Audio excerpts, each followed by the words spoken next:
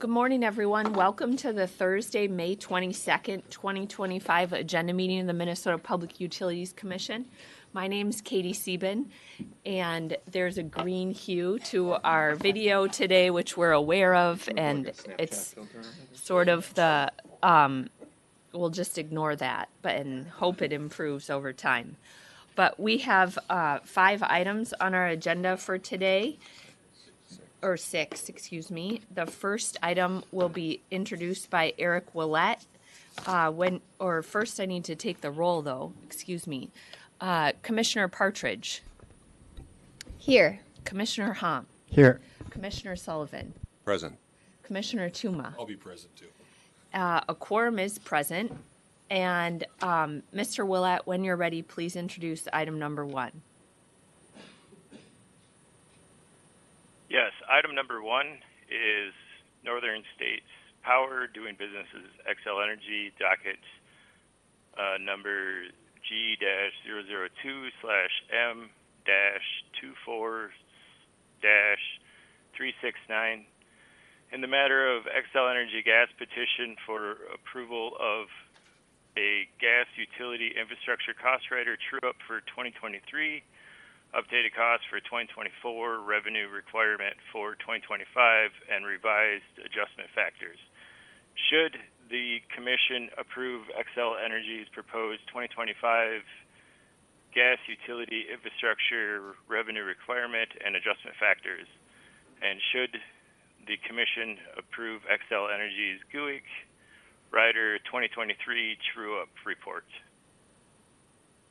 And staff is available for questions. Okay, thank you, Mr. Willett. First, we'll move to Commissioner questions. Commissioner Hom. Thank you, Chair Sieben. I have a question to department.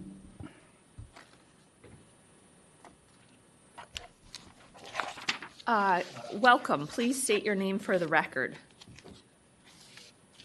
I'm Michael Zychek with the department, available online. Okay.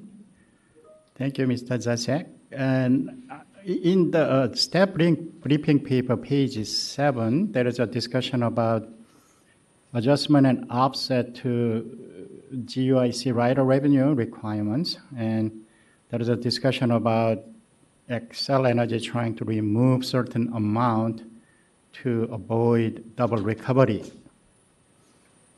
And then I read the department's comment on page 9, and I wasn't clear whether the department verified that $7.13 million or not, because the department comment just state that department notes Xcel is saying it in its original comment. My question is whether department has verified that information or not. Mr. Zychek. Commissioner, Chair Stephen. I reviewed what was submitted by the company, and I believe that at the time confirmed. I can, of course, go back and double check. It's been a little while since there, but I believe in my analysis, yes, I believe that they removed that, or trying to just double check on this right here, but yeah. I'm not second guessing the number. I'm just asking about the process, because this is the kind of a number you can verify without sending IR, because it's in the rate case record. So I was wondering whether you are internally checking this number, whether it's a correct number from the rate case people. That's the only one I'm asking here. Okay. Sorry if I'm misunderstanding. I have not checked with our rate case staff at this time. The rate case is ongoing, so I think those numbers are potentially, open to, they're being reviewed, they're potentially open to change, at which point I'm sure Xcel would come in and make an adjustment here if necessary, and I can talk with staff, I can check with our staff and get back to you on this if you'd prefer. I don't have any reason to believe that Xcel has not done this, but I can confirm. Okay, so in case there is a difference between this number and the rate case record, we can true that up in next year's rider, right? Yes. Okay. Thank you. Any other questions from commissioners? Commissioner Hom, do you have a motion? Thank you, Chair Sivan. I move decision option 1 through 5. Is there any discussion of Commissioner Hom's motion? Hearing none, all in favor, please say aye. Aye. Opposed, the motion passes 5-0. Thank you very much. Thank you, Mr. Willett. Item number 2 is next.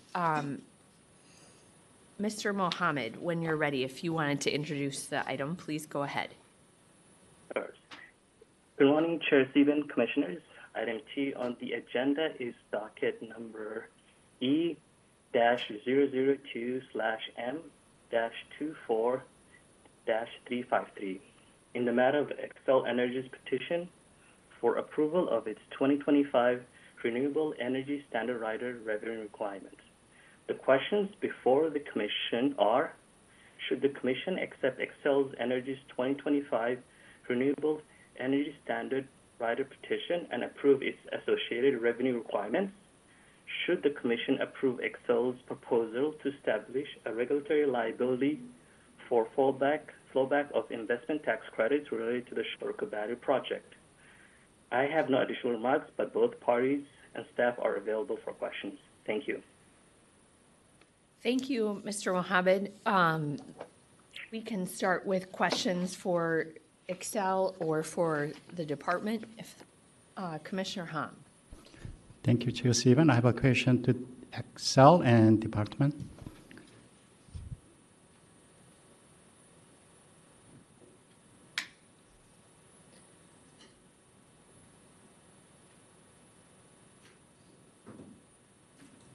Mr. Conlon, welcome. Please state your appearance for the record. Good morning, Madam Chair, Commissioners. Riley Conlon on behalf of Xcel Energy. And for the department, Ms. Campbell or Dr. Lieb? Good morning, Nancy Campbell for the Department of Commerce. And Sydney Lieb with the Minnesota Department of Commerce. Commissioner Hom. Thank you, Chair Stephen. So let's start with the easier one, the department. You agree with the decision option 5 as described in the decision option? Yes, we agree with decision options 1, 3, 5, and 6. Okay, and then how about number 6? Yes. Okay, thank you. So for the company, that a 10-year versus a 1-year flow back of the ITC on the Shorka battery, you give us the one table, one number, comparing 1 versus 10-year. If underlying assumption like rate of return, discount rate, whatever you use in that assumption, have you done a robustness check whether that number still holds, whether 10 years is better for the ratepayers versus 1 year? Mr. Conlon.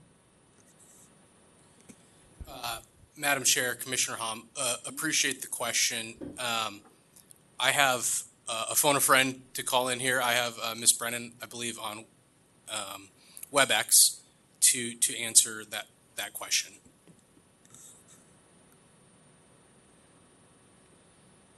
I don't see, who is it? Ms. Brennan? Yeah. Alternatively, Ms. Wold is also available. Ms. Wold, are you there? We can't see who else is on the screen. And it, Chair Stephen, this is Paula. I do have Ms. Brennan and Ms. Wold on. However, I don't believe Ms. Brennan's audio is connected, but Ms. Wold's is. So she should be able to unmute and reply if she's available. Ms. Wold, are you there? even though we look green, we, feels like we're talking to a different universe here. We're like Martians, right? Yeah, we're like Martians and Madam Chair, Earth to Ms. I- Wold. I can get an answer if it takes a couple seconds, and I can come back up if that's okay with you. Sure.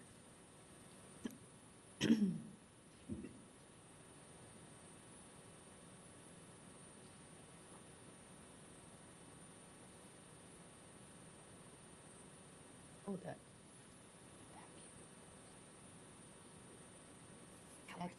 One camera works? Susan's not green either. Oh, it's funky.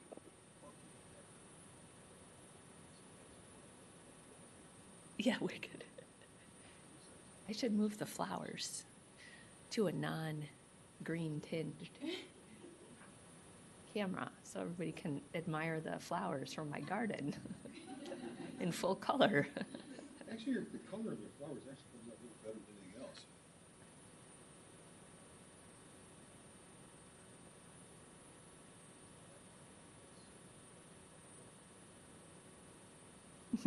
Well, that's always weird for me, so I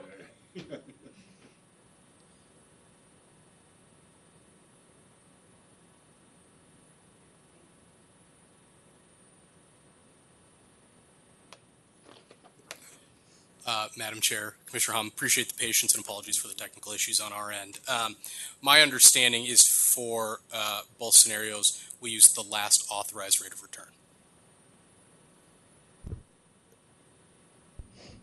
Thank you. I mean, I assume that, but that's why I was asking you whether you have done what if analysis on this, because are you going to stay with the same ROE and discount rate, everything from now on for this project? No, right?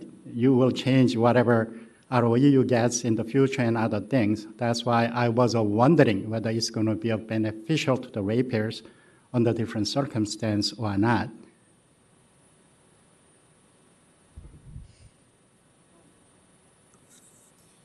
Yeah, Madam Chair, we've only done the one analysis, and that's the information I have available right now. I can speak to those folks as well. Yeah, I don't blame you. I mean, that's more rational because you are using most recent rate case number. However, because you are claiming that over the 10 years is good for the ratepayers, then we at least need to see some bookend analysis on this one to see whether there is any change in that benefit, what is the threshold to change that benefit from 1 versus 10 years.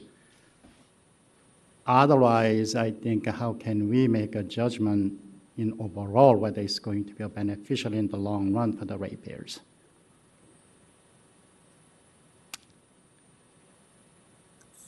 Mr. Conlon. Madam Chair, Commissioner Hom, just to clarify the question, are you asking if we're willing to go back and follow up with you, or? Not on this one. I think in the future, I want to see that because, I mean, for your company, when you are investing something, you don't do one point analysis. You've done multiple analysis in the range of the different assumption and circumstance. You should have done same thing for the ratepayers rather than you give us one number. That's what I'm trying to convey here. Yeah, Madam Chair, Commissioner Hom, I think we can commit to in the future doing the analysis you discussed and running different scenarios on that. Okay, thank you. So second question on the same manner, and then now you are assuming 10-year depreciation of this asset, and then you claim that it is based on the manufacturer's suggestion and then trying to have some convenience for the jurisdictional consistency on how you allocate this ITC dollar amount as a reason. Do we have any evidence and record in this filing that whether your manufacturer gave you that one other than your statement? On the, Commissioner Hom, are you asking about the depreciation life of the battery? Yep.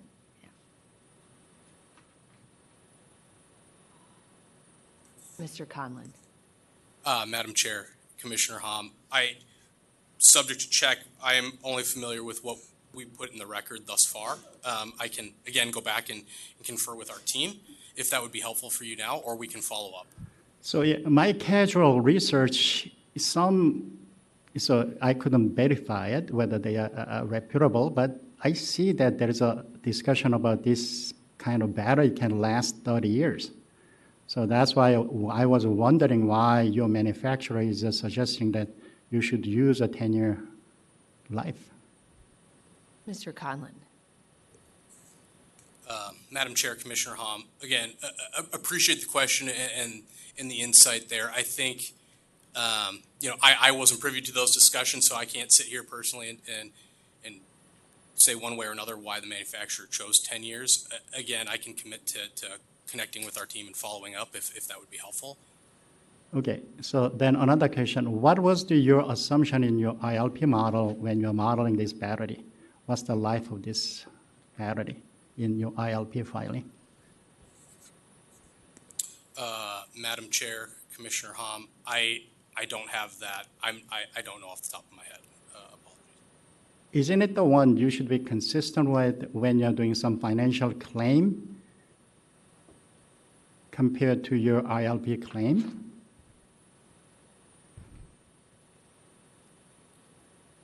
Yeah, Madam Chair, Commissioner Hom, I appreciate that question, and again, I wasn't privy to the specifics of what how those decisions were made. If I can connect with our team right now and try to get you some insights on that, or we can follow up is what I can commit to right now.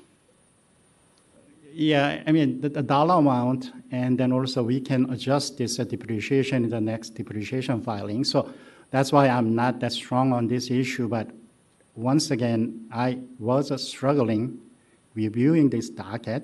There was a lack of enough information for me to be comfortable because company makes claim, and I don't know whether department has any in-depth analysis beyond what companies are claiming without record. So I'm going to ask department on that one, but that was my frustration when I was evaluating this docket. Dr. Lieb, Mr. Conlon. Madam Chair, Commissioner Hom, I was just going to say I appreciate that feedback, and we will certainly take that back. Okay. Thank you. Chair Sieben. Yes. Chair Sieben, Commissioner Hom, I think first I'll kick it to Nancy to ask if we have any documentation or support from the company using the 10-year life. Yes. Thank you for that question.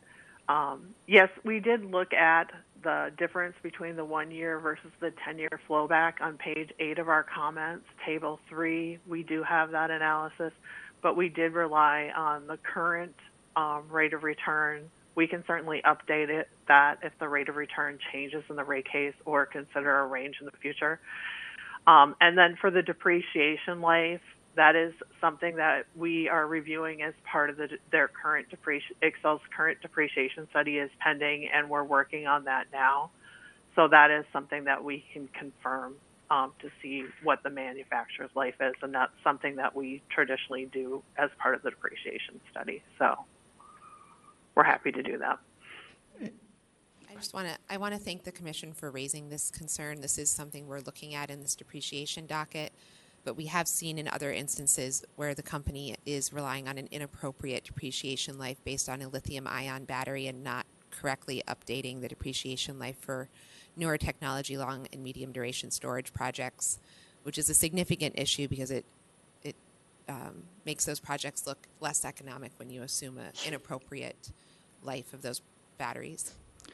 Yeah, thank you. Yeah, that's why I try to have some expectation from utility filing, and utility need to help department to do their job. I think you have to put information up front rather than blaming department not sending IR.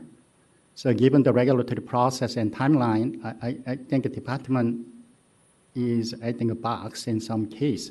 Utility has to proactively do your job because you are supposed to protect ratepayers under the regulatory compact, because that's your own interest too. So So hopefully in future filing, you put those detailed information up front so department can do their job. Mr. Conlon? Madam Chair, Commissioner Hom, again, I really do appreciate the feedback, and we will certainly take that back, and we certainly understand and appreciate the work that the department does in reviewing our filings, and certainly are trying to make that more difficult. Okay, thank you. And Mr. Conlon, I appreciate this discussion about the depreciation life, but isn't the battery, the iron air battery, the long duration battery that Xcel has pursued and is constructing now one of the first of its kind in the country?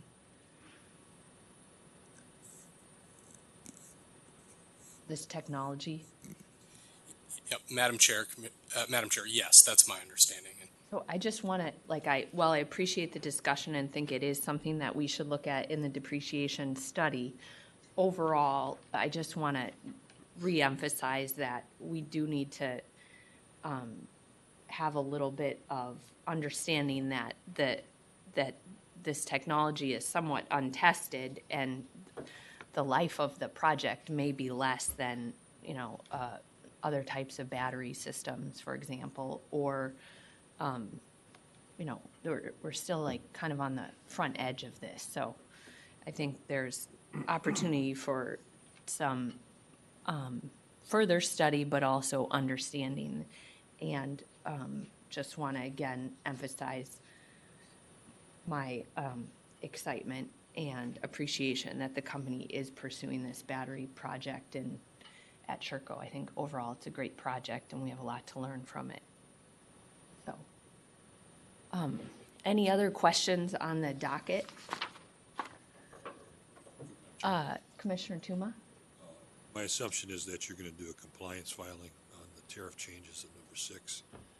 So that didn't show up in the decision options, but typically when you do a tariff change, you make a compliance filing 10 days afterwards with the red line and clean copies. And subject, Madam Chair, Commissioner Tuma, subject to check. I believe these were already filed because this was a provisionally implemented on January 1st. And so that language was filed. Tariff language. Yes. Madam Chair, Commissioner Tuma, yes.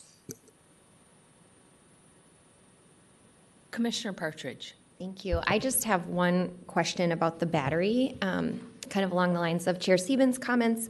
Have you received the federal funding for the project, or is that still outstanding? I think the funding was Breakthrough Energy Grant, too. It wasn't all federal funding, if I recall, if I'm trying to help you, but I don't know if that's right. Madam Chair, Commissioner Partridge, if the technical issues have been resolved, I think Ms. Wold has the precise information on this. Ms. Wold, can you hear us, or can you speak? We can't hear her. We can't hear you, Ms. Wold. Apologies. This is Nancy Campbell for the department, if I could. The numbers are trade secret. However, it's my understanding that Xcel received 2 different grants, both of those, and we're successful in getting both of those for those projects. And that's also in our comments. Great. That's excellent. I just wanted to point out that how this is an important new and innovative project, and along the lines of what Chair Siebens said, I think it's very exciting, and it's also really excellent to see that it's coming in below the estimated cost due to this support from multiple grants, including a federal grant, and that it's expected to also get the tax credits that are then going to flow back to ratepayers. So I just wanted to highlight that, while we're digging into the technical details of depreciation, et cetera, that it's a really exciting project, and that it is coming in below budget, and that this will benefit ratepayers even more than we expected. So great job. Commissioner Hom, do you have a motion for the item? Thank you, Chair Stephen. I move decision option 1, 3, 5, 6. Is there any discussion of Commissioner Hum's motion? Hearing none, all in favor, please say aye. Aye. Aye. The motion prevails. Thank you very much, everyone.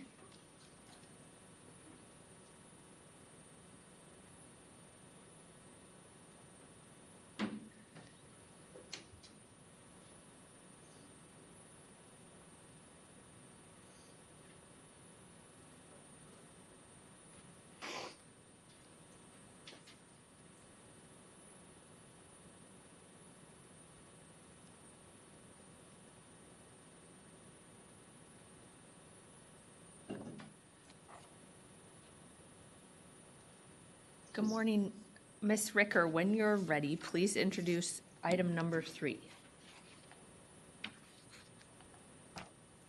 Good morning, Chair Sieben and Commissioners. Item number 3 is docket number E002/24-432 in the matter of a peak time rebate program for Northern States Power Company doing business as Xcel Energy to further the Commission's advanced rate design efforts in docket number E002-CI24115. There was one revised decision option filed yesterday from Commissioner Sullivan. There are copies on the side table, but I believe all commissioners should have a copy already. That's the only item filed since briefing papers. Parties are available in the room and on WebEx and have been informed you may ask for preferred decision options at the top of the meeting. And staff has no further remarks, but I'm available for questions. Thank you. If the parties want to come forward, please. We'll start with appearances.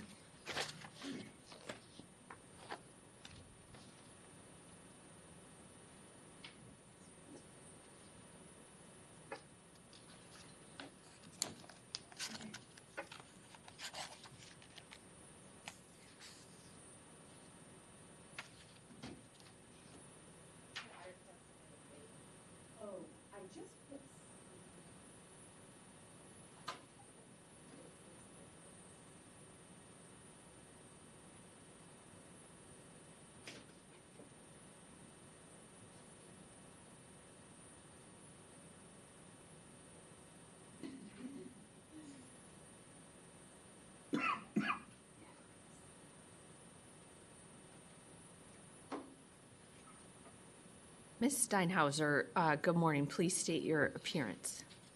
Good morning. Lauren Steinhauser on behalf of Xcel Energy. Dr. Lieb. Sydney Lieb with the Minnesota Department of Commerce. Peter Schultz with the Office of the Minnesota Attorney General Residential Utilities Division. Okay, as Ms. Ricker said, did parties want to begin with comments on what decision options they support? We can start whoever wants to begin. Ms. Steinhauser? Thank you, Chair Sieben. The company's preferred decision option remains decision option 1, putting this program through ECO. If the commission would like to run this through a comment period here, eventually getting it through ECO is our ultimate goal. Dr. Lieb? Chair Sieben, the department supports 1 and 2. And Mr. Schultz? Thank you, Madam Chair. The OAG supports 5 and 6, but we also are supportive of Commissioner Sullivan's revised 6, either alone or in combination with 5. I think it gets it where we thought it should go. We recognize, there is some overlap between the definition of a rate and load management under ECO, and I think this is a good path forward that Commissioner Sullivan has proposed. Allows the Commission to sort of shape the program and then gives Xcel the option to go forward with an ECO modification as well. Okay, we'll begin with questions, and Commissioner Sullivan. Thanks, Chair Sieben. I'll just start with Mr. Schultz and the OIG. Thank you. I appreciate your comments there. One of the questions that I had for you, and you touched on it there, as you said, we recognize there's an overlap there. And I mean, I was looking at the 216B.241, this and then subsection 13 in particular, where it's definitely a gray spot, but the legislature certainly seemed to be contemplating these very issues. Have you thought about, I mean, we do have a number of programs that are already in ECO that are demand response that I think under the definition that you put forward, and quite frankly, like, I was convinced of, I read the comments that you filed, and I was convinced of the rightness of your argument. And, but I also look at the statute and I see that legislature clearly contemplated a role for the department in demand response. And where do you, in your mind, or where's the OAG thinking about, like, what are the guideposts for where's the department's role, where's the commission's role here? Have you thought more about that? Or, I mean, I suppose we're going to try to flesh that out. Mr. Schultz. Madam Chair, Commissioner Sullivan, I think I don't have as I sit here, don't have a super clear idea about where that line is. I think, as I said, there is overlap, it appears, between the definitions.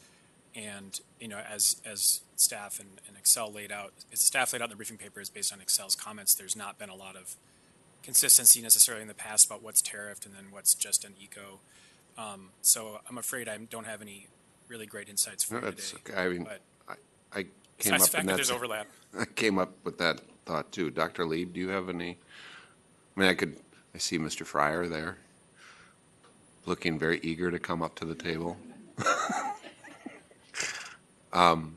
But maybe you have some kind of practical thinking on, since you do administer the program.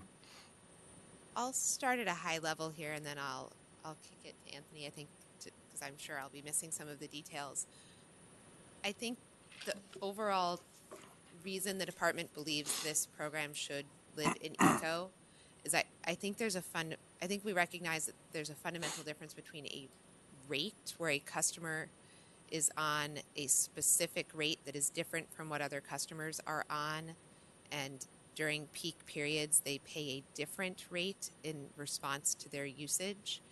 This is a program where a customer is on the same rate as everybody else, and then during certain peak periods is offered a flat fixed rebate that is independent of their usage the rest of the time.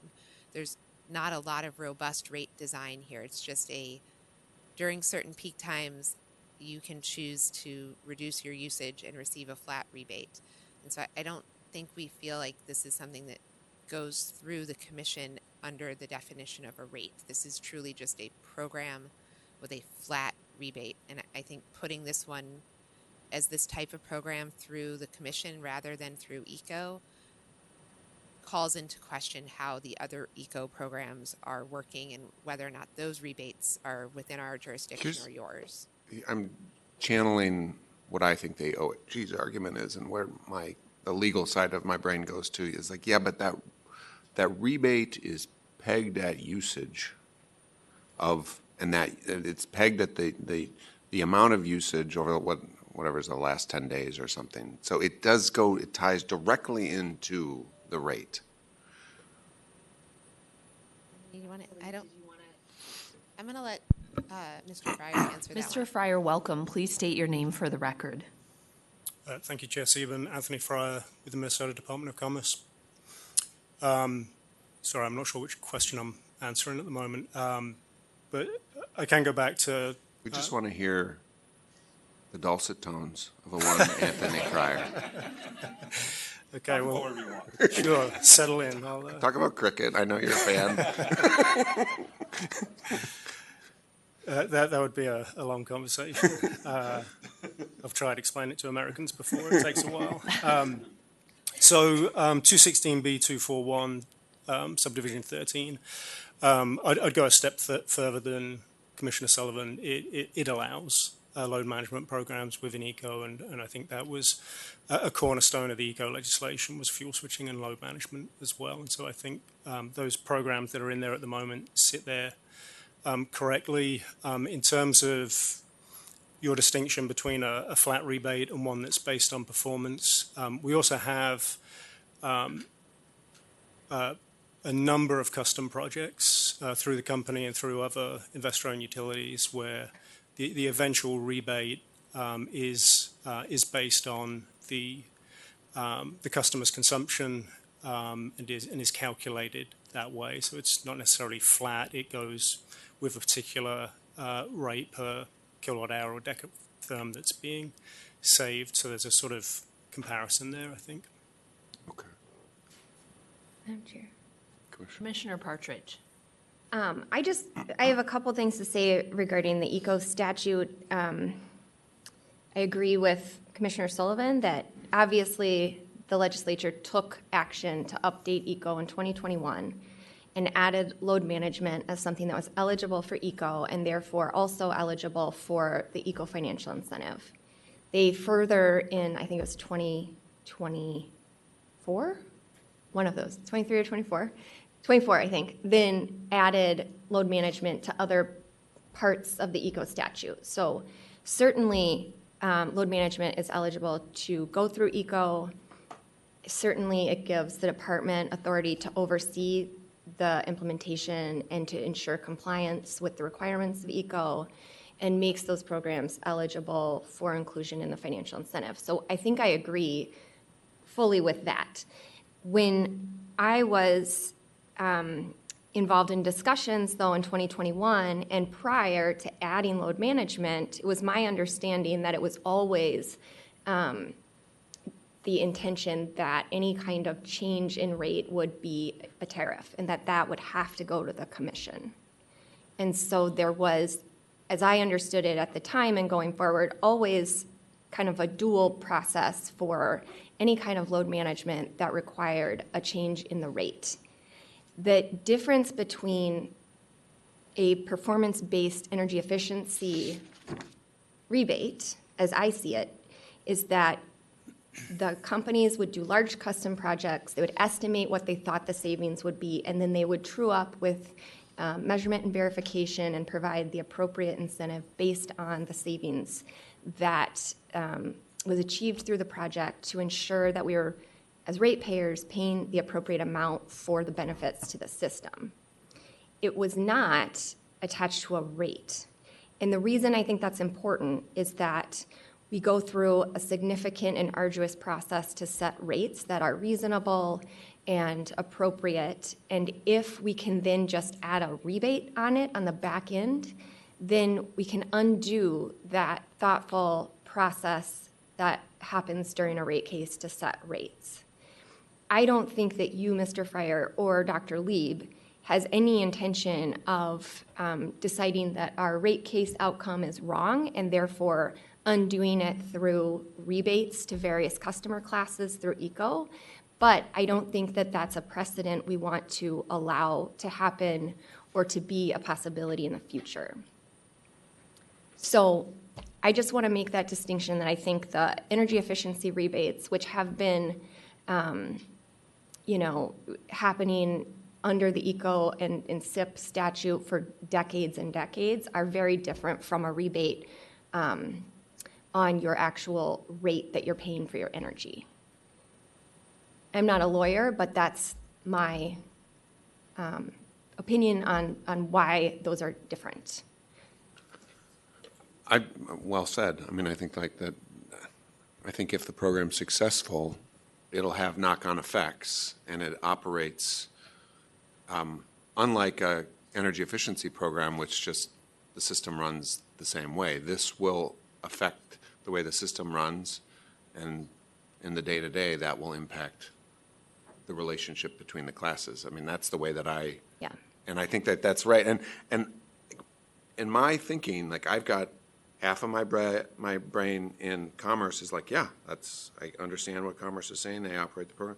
And then I hear the OAG and I'm like, yeah, I understand. I kind of think we need to hash this out. We need to figure it out. And that's why I'm kind of really more comfortable with my revised decision option now, even than I was before. So I'm going to put a pin in that. I'm going to go to Xcel.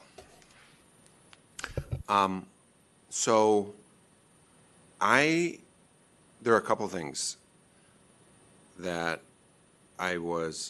first of all, the cost benefit analysis, I do not run, and I don't pretend to know how the Minnesota test works in all of its various machinations and how the formula works together. But I was very suspicious of 1.01 to 1 as the cost benefit that coming out. Like, I look at this program like this is the way connects. I can't speak for Connexus, but I suspect as a co-op they would put their resources in other places if the cost benefit was that close. And then when I looked at like what are the things in like I thought the administrative costs, like outsourcing it to somebody, like the $800,000 or whatever it was, $700,000 in program costs that would be outsourced to somebody to run the program. I mean, that goes into the cost benefit analysis. That seemed extremely rich to be paying somebody. Now, again, feet not in concrete. I don't know all the details, but I'm skeptical of the amount of administrative expenses. And then the other piece is that, and this is not your fault, but the capacity prices in MISO, which I do know go into the calculation, have massively gone up. My calculation is if you're using the 2022 numbers in the Minnesota test for cost benefit, and you can confirm that one way or the other, but those capacity prices that I believe you would have been using were probably around $5 a megawatt day. Well, the capacity prices in MISO now are averaging across the year $180, $190 a megawatt day. And the capacity prices in the summer are $666 a megawatt day. So like a couple of those things change, and that cost benefit analysis, the 1.01 to 1, to my mind, seemed to change significantly.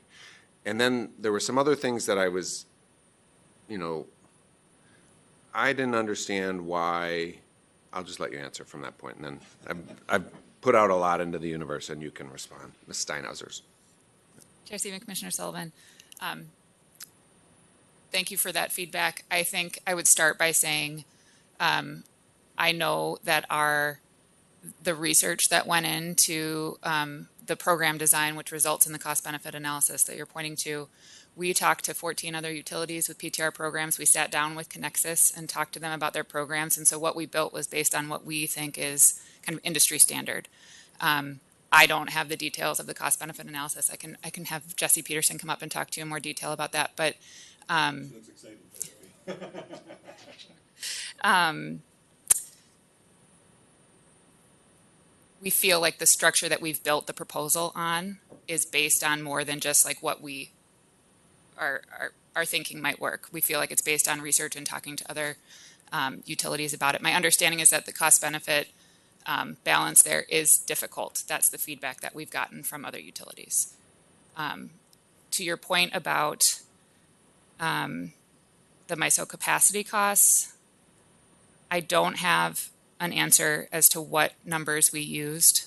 Obviously, that's a bit of a moving target for the points you made. The numbers are changing, and that will continue to affect how that test comes out. And we'll absolutely keep looking at that to make sure that we're getting the most accurate cost-benefit analysis we can on the proposed program. Administrative costs. The administrative costs. My understanding is that to run it in-house would be significantly more expensive than to outsource it. And so that was why that was part of the decision. Also because we're putting a number of our DSM programs through the vendor, so there is some cost savings in terms of. So I'd like to hash all those things out. I hear what you're saying right now, but I'd like to hash those out we're going to have time because this is, we're going to have some time, and I'd like to get it right. I hear what you're saying on all those things. My observation is that the company, when it comes to customer-sided resources that can be reactive and helpful, the company doesn't choose to use those. So you have the air conditioner program that you've run. You've operated 6 times or so in the last 3 or 4 years, and those have just been test runs to make sure that it works. I look at this and I'm like, it doesn't seem like they're setting it up to be successful. So you guys do a lot of things that are really good, but I've never been super impressed with how you use demand response, especially to some of the utilities in Minnesota. You know, Otter, Connexus, Great River Energy, they all manage to run programs like this, and I think do it very well and call on it quite a bit. And that's what I'd like to see the biggest utility in the state doing more of. So I'm telling you this now in public because I can't say it to you in private, but that's why I'm saying it. And I do think it's important that I think it's important that we have fleshed this out, and we'll hear more. So. Your question? Oh, Commissioner Partridge. Thank you. Not to beat a dead horse, but I also wanted to highlight that one of the things I looked at was the cost differential of some of your energy efficiency programs that you implement, where you have people going into people's homes or businesses, which seems far more labor intensive than this program, which would be largely done from a computer and pushing text through and doing calculations on the back end. 70% of the budget going towards the vendor is incredibly high compared to some of those labor-intensive programs that you currently run through ECO. So I wanted to flag that, again, as Commissioner Sullivan said, because we can here, and we know that you will be putting forward a full proposal in the future. And I look forward to the department digging into that as well, to look at why it would cost so much for a vendor to sit at a computer and push out text messages, as opposed to those who are going into people's homes and doing real work. So that was confusing to me. The other point I wanted to make is that because so much of the budget is going towards the vendor, the average savings for the customer is $12.50 a year, and you're asking the customer to take action, which is far less than we're asking of customers on AC rewards. So I think we also would want to look at, is this attractive to customers? Is $12 savings a year, $1 a month, worth them participating in this program? And I'm sure the department, who has more experience in this program design aspect, will be able to dig into that. The program requires those customers who are already on AC rewards to leave AC rewards to become a participant in this. And as I understand it, that's not a requirement of some of the other programs, including the Connexus program. And again, with $12 savings, you're asking customers to take action as opposed to being managed. And so look at the savings that the customers are receiving for what we are asking them to do, which is make behavioral changes in their day-to-day lives.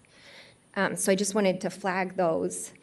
And then I did just want to say about the cost effectiveness, as Commissioner Sullivan raised. So, and Mr. Fryer can confirm this, but the way the ECO program works, everything runs on a 3-year cycle. It is important for the department to provide fixed inputs for the cost effectiveness test for the purpose of planning and to maintain those so that the program achievements can be appropriately evaluated in context of the plan. And I understand that. However, this particular program is expected to come in to play in mid-2026, which is the very end of a triennial. And so at the very end of a triennial, those inputs start getting stale, and we would only have about 6 months or a partial year under that set of inputs. And so I think it would be helpful, even though I know that the department isn't going to have new inputs entirely for the new cost effectiveness tests for 27 through 29. I think some of the key inputs, specifically the capacity value, would need to be updated to provide kind of a future cast of what the cost effectiveness might look like in 27, 28, going forward. May I ask if Mr. Fryer, do you agree that that could be helpful? Jesse and Commissioner Partridge, yes, it would be helpful, and yes, I agree with your characterization of the process there. Excellent. So hopefully the department can help you all as you put forward a more in-depth program proposal to pick appropriate values that would give us a good view of what the future cost effectiveness and the future benefits would look like. I also think a ratepayer impact test would be important to show because demand response and electrification can provide additional benefits, the utility cost test, all of those, and using where we can some updated values to predict future cost effectiveness and future benefits. In doing so, you may find that there's more opportunity to provide attractive incentives for customers beyond $12 a year. So I think that's all I have to say. The final thing, I guess it's not, the final thing is that, we have several examples already going through ECO where you have gone to the commission and the department, and there was sort of a joint review of those programs. And I know that the department is providing ongoing oversight of this, AC rewards and saver switch and the critical peak pricing pilot. And I am assuming that those programs will be eligible for the ECO incentive as the department continues to ensure that they are being implemented in a way that complies with all of the requirements of ECO and provides benefits to ratepayers. So I think continuing down this joint review process is consistent and has been successful to my knowledge. And so I support Commissioner Sullivan's proposed motion and process going forward. Commissioner Hom. Thank you, Chair Stephen, for the company. So I understand this is the peak shaving, but also it associated with energy saving if you are not using it. If your ratepayers, consumers are not using energy at that time, that will be an energy saving. When you are evaluating cost effectiveness of this proposal, have you analyzed impact from the energy market on this?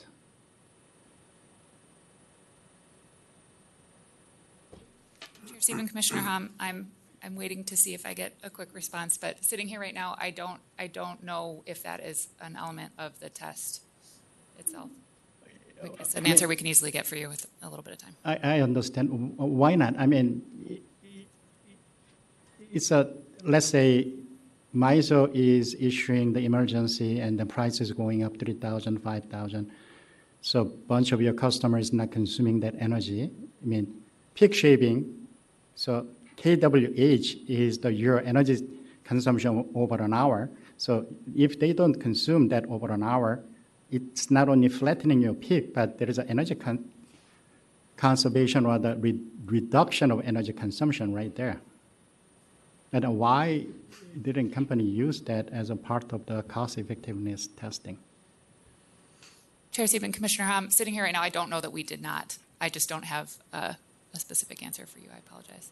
Unlike saver switch, which is more forced peak shift, this is a willingness to take. So it's not only the reliability product, but it is also economic product. So if you have enough incentive to these customers, they will try to voluntarily reduce their peak. I think that's the crux of this program.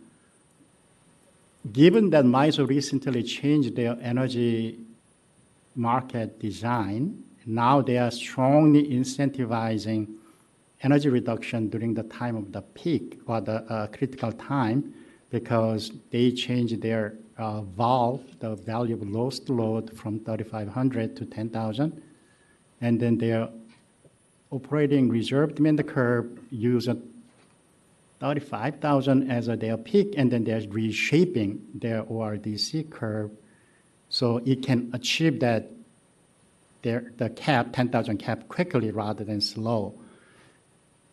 All these things are directionally saying that yes, energy conservation or peak shaving at the time of the critical time when LMPs are shooting up is very valuable, not only to that customer, but it will be valuable to everybody in the Xcel service territory. So why I don't understand why it wasn't part of that analysis.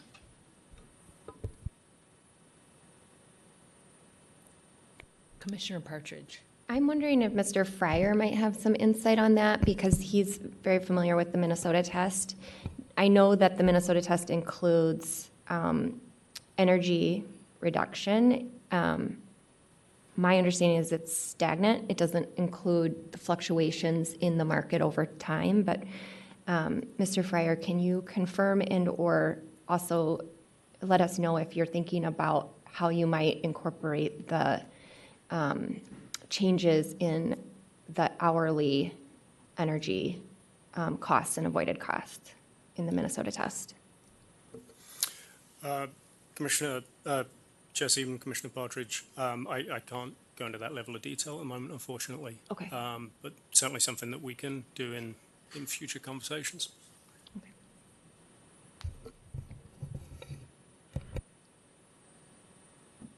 Ms. Steinhauser. Chair Stephen, Commissioner Hom, we have confirmed that the energy savings are factored into the analysis. Then which assumption have you used? If I may pass it over to Jesse Peterson. Ms. Peterson, please state your name for the record. Good morning, Jessica Peterson from Xcel Energy. I'm trying to look for that information right now. We're using the documentation and the requirements from the department. And so whatever ones were used back in the triennial when we offered them, those are the ones we're using today.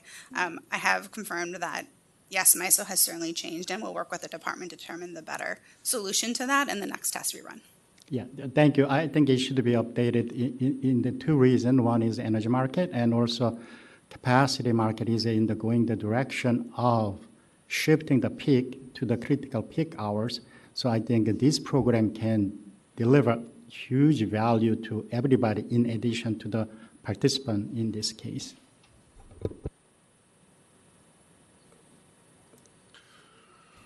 Commissioner Sullivan. I'm ready to make my motion. First of all, I want to thank the parties. I think this has been a really good conversation. I want to thank Xcel for bringing the proposal, the department, and the OAG. Especially want to thank the OAG for being the skunk at the garden party and kind of raising an important issue. I think it will end up at the end of the day leading to a better outcome and better result. I also want to make the point that I really do think this, once we dial this in through our notice and comment, that it should go back into ECO for cost recovery. I do think it is fundamentally a project that should go through there for cost recovery, and then that benefit analysis should be done for how the incentive will work. So that's just, as the conversation develops more through the record, I just want that to be in there. That's something that I'm hoping that we drive towards.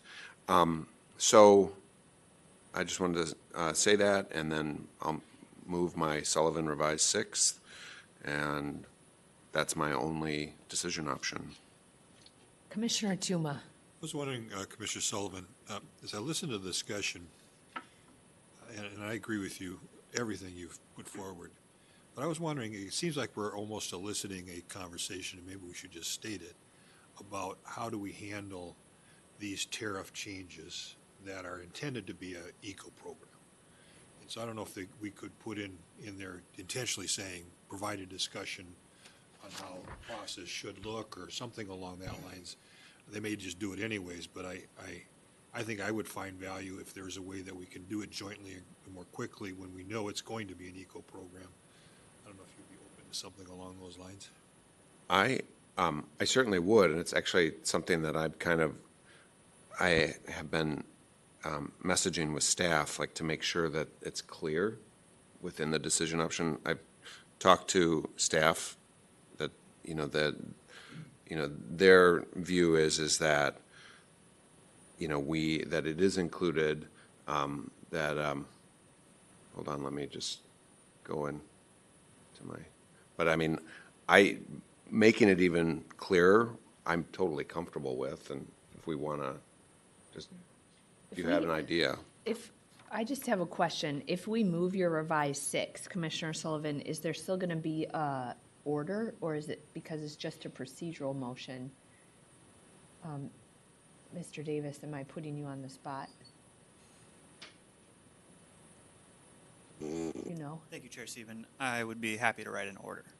If get it out quick. I was trying not to add, not trying to put work on you. I was more, just getting to the point of Commissioner Tuma and Sullivan. If we're having another comment period, I don't know if there was going to be an order under your motion.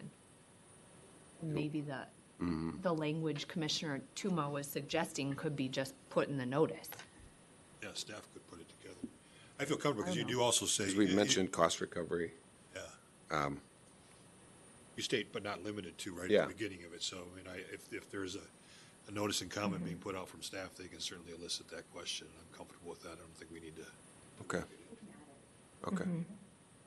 You could add it in the staff note, in the notice that will go out. Okay. I'm good then. Okay. Does that work? Yep, Is totally. That was okay if there's no order then, too? Or, I If- don't know if we I have to think- make that decision, but. I think Mr. Bowman is squinting. Do you disagree? It's a funny agreement looking face. Technically, we may not need an order to order ourselves to do a notice and comment, so that's probably fine. There may be some advantage of doing a quick order, but We don't have to however you decide want to now. handle it, yeah. If we don't say it, then staff can figure it out, right? Right. I like that. Okay.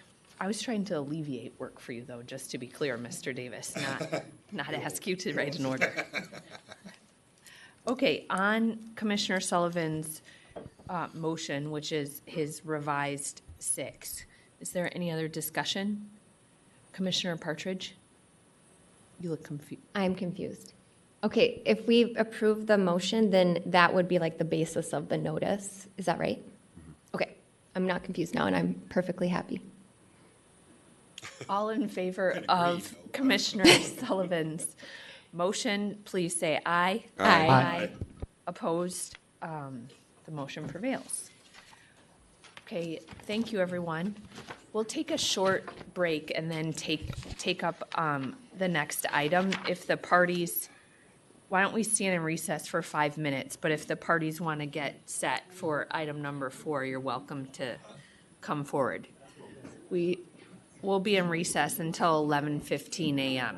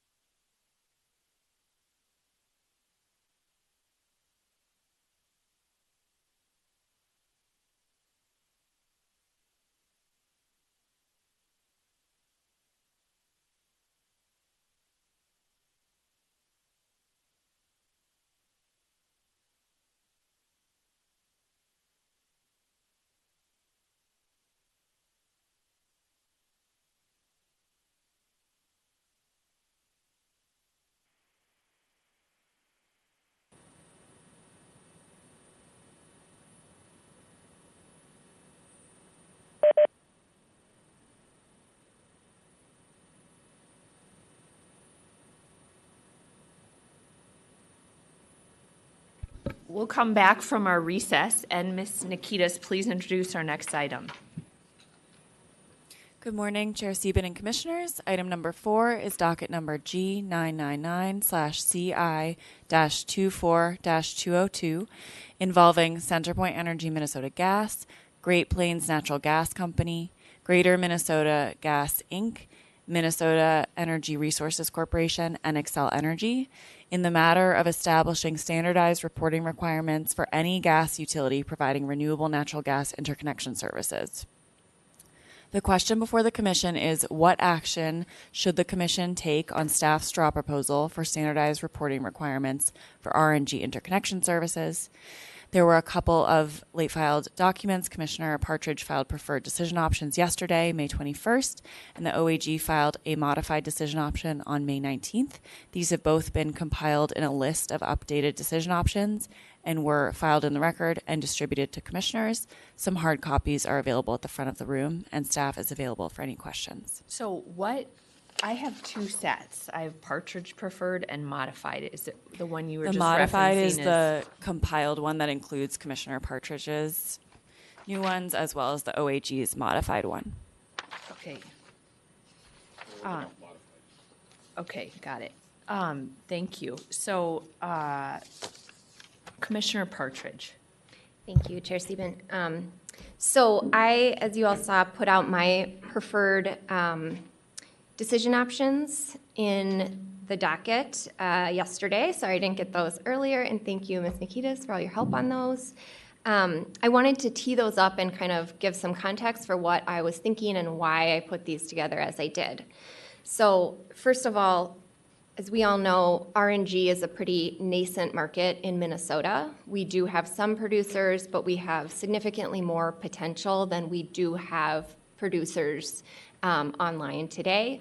And right now, the market for those producers in Minnesota, the market is typically out in the California RNG market and not local. So we have a lot to do to develop the market here locally and regionally. We took a lot of action in the Natural Gas Innovation Act dockets for Centerpoint and Xcel to try to get those markets moving along and to support RNG regionally.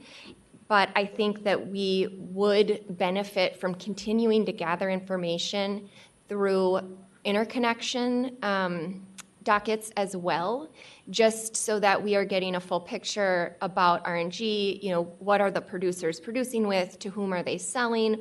What are some of the end uses that lend themselves to RNG? And how are RNG producers changing or affecting the gas system overall?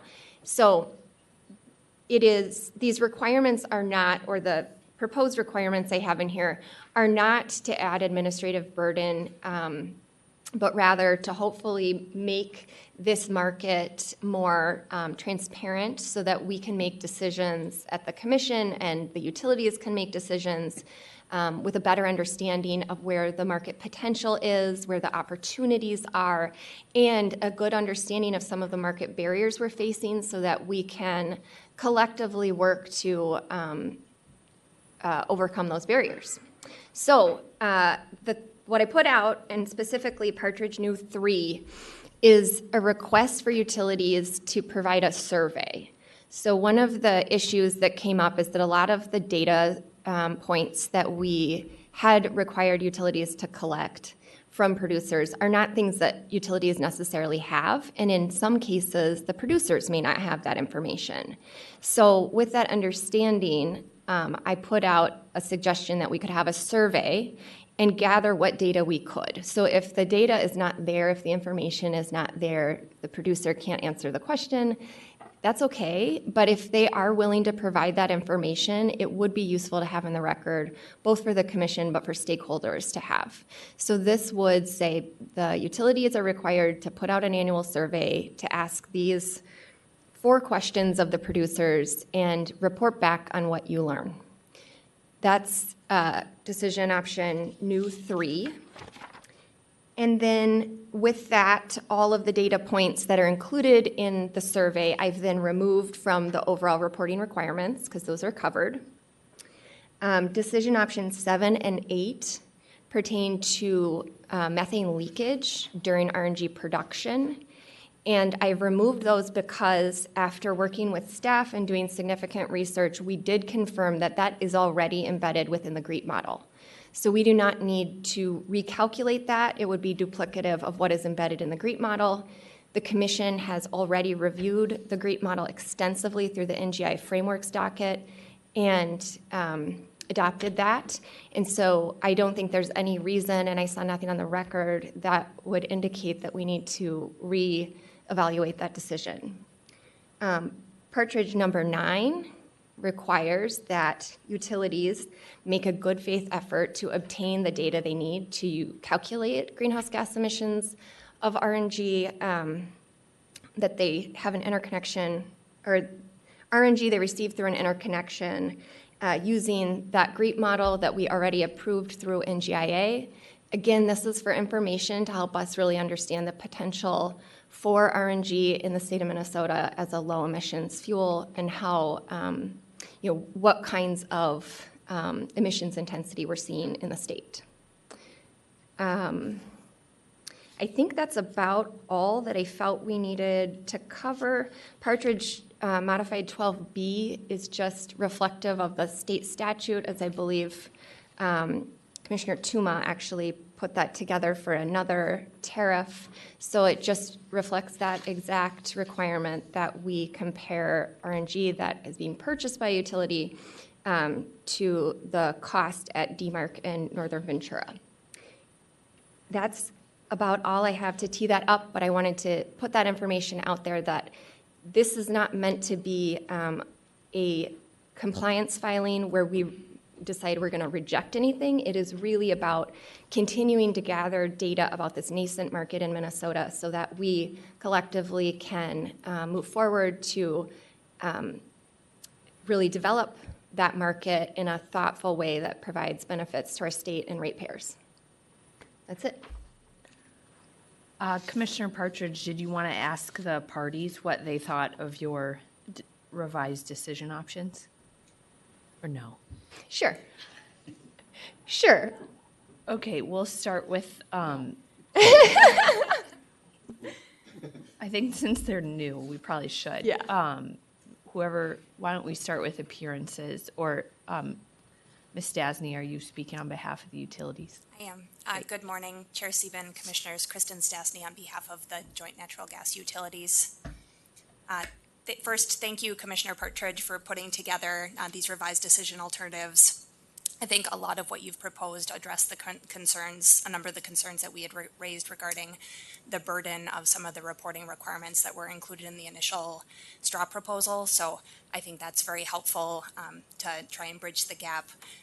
The joint utilities do still have some concerns regarding the reporting requirements, in particular in the context of these RNG interconnections, because the joint utilities are not actually purchasing the RNG or the environmental attributes.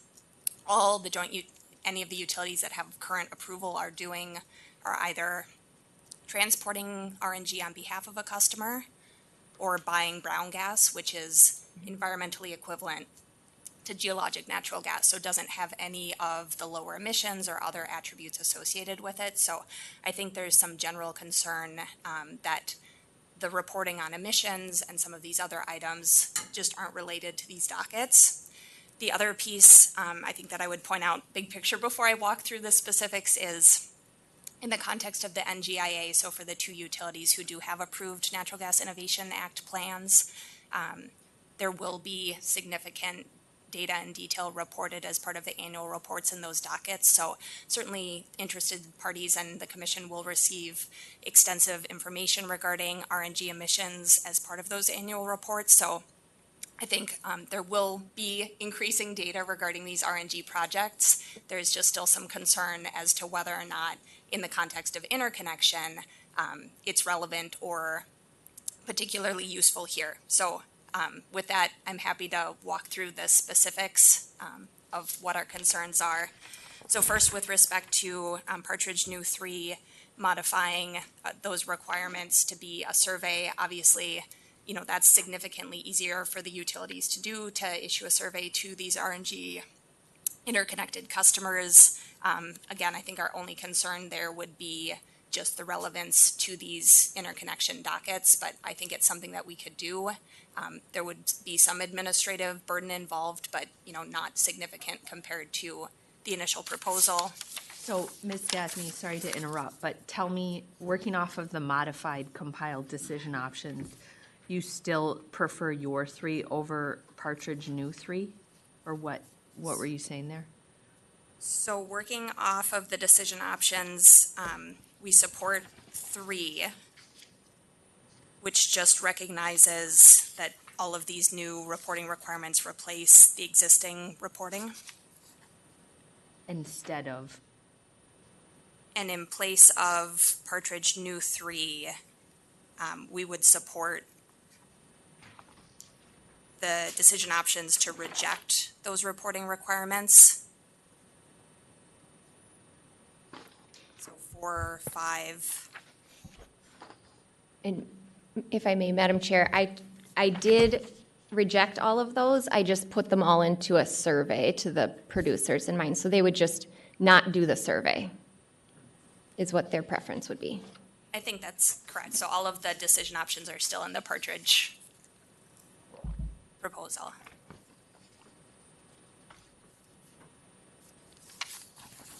Commissioner Sullivan, you have a question on that? Do you want to, I can wait till later. I don't know what your question is. So. If it's on this. It's on this. So the utilities, Ms. Dasney, if I hear you right, like, I understand you don't want to do the survey, like, or you don't want to collect the data because it's not relevant to the interconnection, right? Like that's the, I guess what I feel like, what I like what Commissioner Partridge has done is it's like, well, it feels to me, and Commissioner Partridge, I feel like, no, you got it wrong, correct me, but like I feel like she's turning this into like, we'd like some qualitative information about what you're interconnecting to, and like this is the kind of stuff that comes up in a conversation. Like, you talk to somebody and they're like, yeah, this is really cool, and it's going to be, we're doing this digester and we're going to get in it from this end use, and like that's the kind of information that I think I hear we'd like to hear about, because that's informative in a kind of a broad scope way. And this is the point of where these conversations are often going to be happening. So like I look at this survey and I said, like, there's no teeth in it. If you don't come back and they're like, no, they didn't want to give us anything. It's not like you're going to deny cost recovery, Right. It's just, this is a good point of contact to get this information. So, but I hear you saying, no, we don't even want to do it. Chair, Commissioner Sullivan, I appreciate that, and I do think that certainly this is something, again, that joint utilities are much more comfortable with in terms of, it not having teeth. We're happy to go through the process of asking the interconnected RNG producers to provide this information, to supply that to the commission. It's much less burdensome than I think some of the proposals that we were talking about originally. So I don't mean to say that we are unwilling to do that. I just wanted to reiterate some of the concern for it, but I think that it is 100% doable. I don't think that is a hill that we're going to die on today at all. Okay, thanks. Maybe I just misunderstood. And Chair Stephen, if I can, Commissioner Sullivan, I think you nailed it. And if the alternative could be, we could have another docket where you just file qualitative information if you think that that would be preferable to having it in the interconnection docket. My point here is, this is a positive story. The gas utilities get to say something positive. I'm giving you that opportunity to show us this positive thing that you are doing to bring benefits and to invest in a new emerging resource in our state. And I don't mean to be glib, but you're welcome. You don't get the opportunity to talk about how you're reducing emissions and investing in a new resource in our state very often. And so I'm a little confused why there'd be a resistance to it, but this is your opportunity to give a really positive story about something you are doing in the state of Minnesota. that's my thought here. Ms. Stasny. Thank you, Commissioner Partridge, and I think certainly we appreciate the opportunity, and I think what hopefully the Commission has heard from NGIA and other dockets is an interest from the gas utilities in making these innovative investments. So I think that is something that all of the joint utilities take very seriously. Each of the utilities is at a different phase in where they are relative to these new innovative resources. So some of this is, we're continuing to learn and understand these resources as well. And so trying to strike that balance between, on the one hand, telling that really great story, and on the other hand, recognizing that these are new resources and we don't necessarily have the internal knowledge and expertise to be able to really dig into this analysis. And so providing the Commission survey data, yep, that's great. It's coming from the RNG producers themselves. I think we then don't necessarily have the ability to build on that. So if there's follow-up questions, it may be the utilities can't answer those. And that's just, I think as long as there's an understanding of that, there's not a concern. I will say, with respect to Partridge Modified 9 regarding the GREET modeling, there's more of a concern there, and in large part because for the joint utilities, we do not have internal expertise to run GREET models. So in the context of NGIA, utilities have relied on external consultants to run those GREET models. So obtaining the data, which is very project-specific inputs that go into that GREET modeling. The GREET models are updated periodically. There are a lot of elements and components, and I think the hope for the utilities is that we'll all get to a point where we have subject matter expertise on that. But today that's not the case. And so I do think that we would continue to have concerns, understanding and again, appreciating the framing of making best efforts to obtain that data. I think we have concern just with the lack of subject matter expertise in the context of the modeling. Madam Chair, can I ask a question, follow-up question? I think that I may be mixing up my parties here, but I believe the department, perhaps the OAG, noted in comments that many of these producers are already running the GREET model because they are selling the environmental attributes. And so it may not be really required that the utility run the GREET model. It could be something they could obtain from the producer.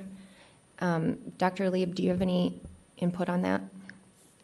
Chair Sieben, Commissioner Partridge, I think that is our understanding for these producers. I think the one edit that we would have specifically on 9 related to this, though, is that it's not the Argonne GREET model, it's the California GREET model is what most of them are running. So if the requirement is to provide the Argonne GREET information and it's just a good faith effort on the utilities part, they're probably going to provide you nothing. If you get the California GREET information, then they can probably with minimal effort get that. Okay. So my follow-up would be I think that it's probably just a naming convention issue that Argonne National Laboratory developed the GREET model. California has taken the GREET model and modified it, but it is still the Argonne model that they used. So we could just say the GREET model, if that makes it easier. I don't know that we need to specify which version. Chair Sieben, Commissioner Partridge, I think from just not having regulatory burden of chasing utilities around that may not want to give you information, it might be best to specify California GREET or Argonne GREET and not be arguing with utilities about whether or not which one you meant. Madam Chair? Commissioner Duma. How about just saying, give us the GREET model you're reporting? Yeah. You know? Any GREET model they're all very, very similar, and they're all the foundation is the Argonne National Laboratories model that they put out and has been modified for various markets. So it would read just GREET. delete Argonne and then put GREET model and put a period and then delete everything after it. I think that sounds great. Ms. Stasny. Thank you, Chair. One maybe just point of clarification, the way that I read Partridge Revised 9, it requires us to collect data and then run the GREET model. So we're collecting all the data from the interconnected RNG producers and then running GREET. It might just be helpful to clarify that we're providing you with the GREET model that they've already produced. I don't know if you want, our preference would be to make that part of the survey. If you want that requirement to be separate from the survey, we would still need to ask the RNG producers for their GREET model, which they have already prepared, if that makes sense. Okay, well, some of the utilities are doing the GREET model for the purposes of NGIA, so maybe staff could work on making this more broad so that it could encompass whoever runs the GREET model. I don't really have a strong opinion on. Just if someone is running a GREET model on the RNG, please provide us that information. Again, this is really to provide information about an emerging market around a resource that I think the state legislature has indicated we want to invest in Minnesota. It has a lot of potential benefits, not just for our energy system, but also for agriculture and other industries. So I think if the data is available, it is useful to get a good picture of what types of RNG and the emission intensity and the emissions benefits. And so maybe staff could just write like a real broad, simple one that says, make a good faith effort to provide the estimated life cycle greenhouse gas intensity of the RNG being received. Something like that. Would that address your concern, Ms. Stasny? I believe so, yes. Thank you, Commissioner. Okay, thank you.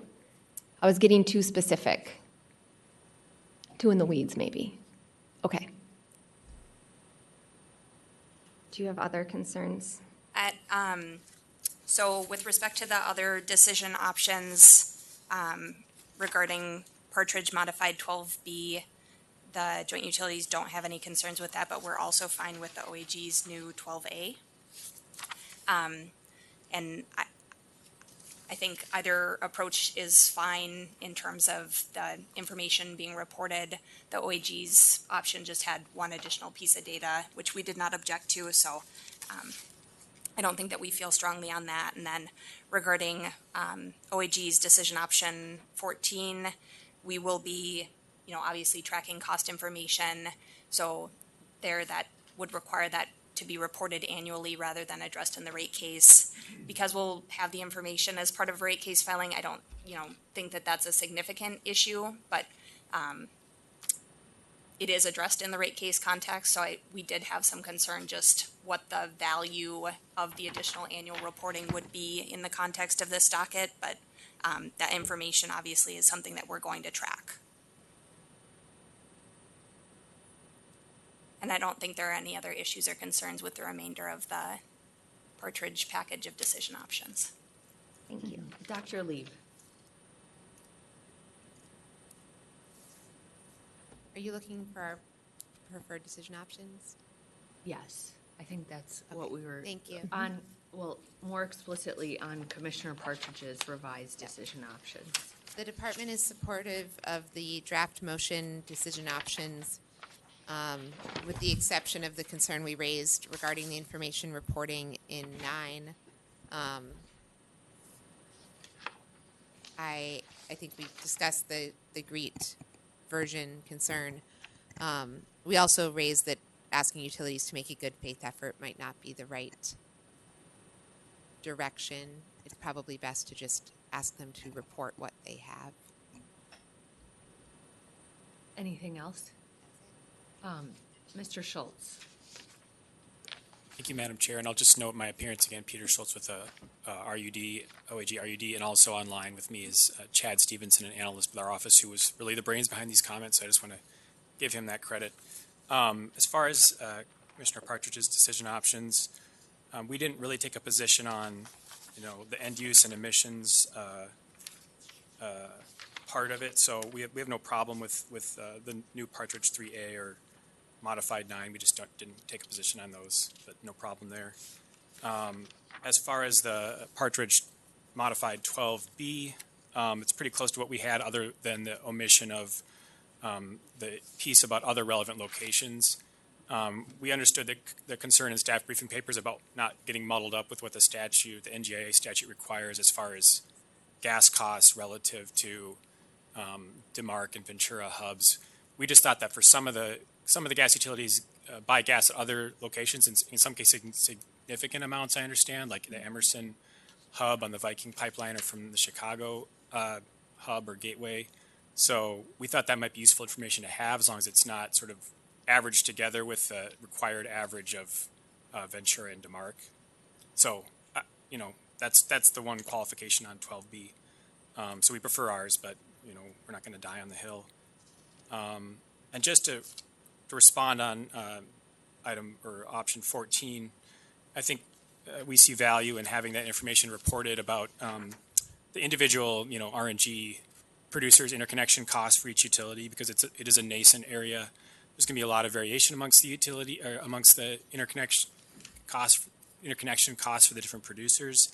And while theoretically this information is going to be available in a rate case and certainly should be incorporated into the, you know, cost of service studies that inform rate design and apportionment, we think it'd be helpful to have it reported separately, because you never know what format it's going to be reported in a rate case. Then you have to ask for it in discovery to kind of get it parsed out. So we just think for the sake of transparency, it'd be helpful to have it reported in this context as well. And we don't have any other comments on Commissioner Partridge's draft motion. And Ms. Carroll for CUB, please state your appearance too. Thank you, Madam Chair. Olivia Carroll, Citizens Utility Board of Minnesota.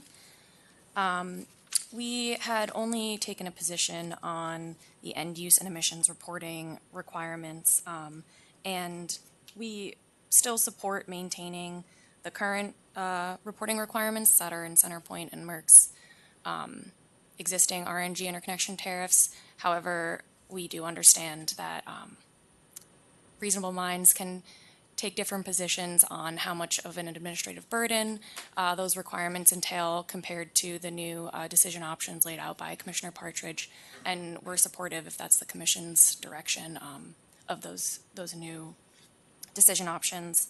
And we also agree with the issue the department raised and where it seems like we're going with the different GREET models. We also understand that Oregon has made slight tweaks to the GREET model, so we think it was better to have the general language around the GREET. Thank you. Okay, other questions from commissioners on either Commissioner Partridge's proposal or other aspects of the docket? Can I make one statement, maybe a question to Commissioner Tuma?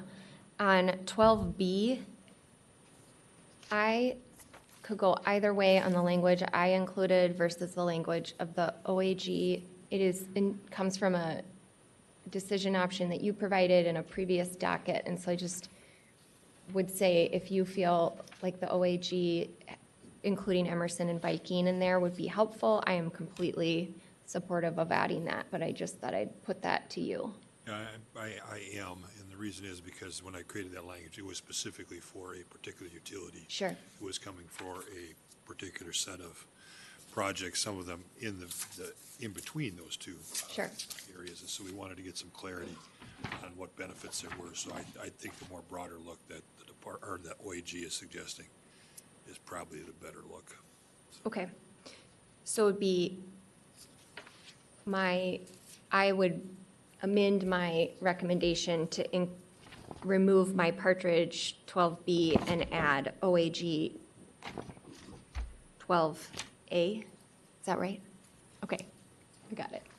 Okay, and Commissioner Partridge, then if we're ready to move there, on your overall motion, it is with that exception, otherwise as you laid out?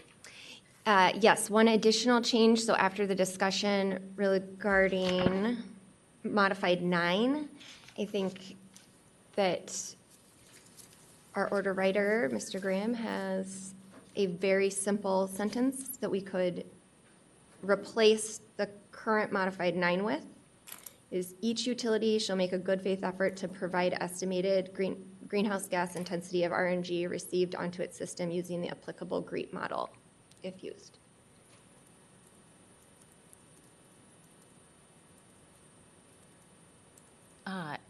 And on your overall motion, any other comments from commissioners? And is the motion clear, Mr. Graham? Okay. On Commissioner Partridge's motion, all in favor, please say aye. Aye. Aye. Opposed? The motion prevails. Thank you very much, everyone.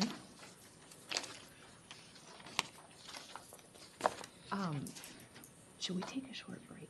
Yeah. Do you want? Yeah. I need 2 minutes to return a quick call. Okay, the commission will stand in recess until, how about 12:10?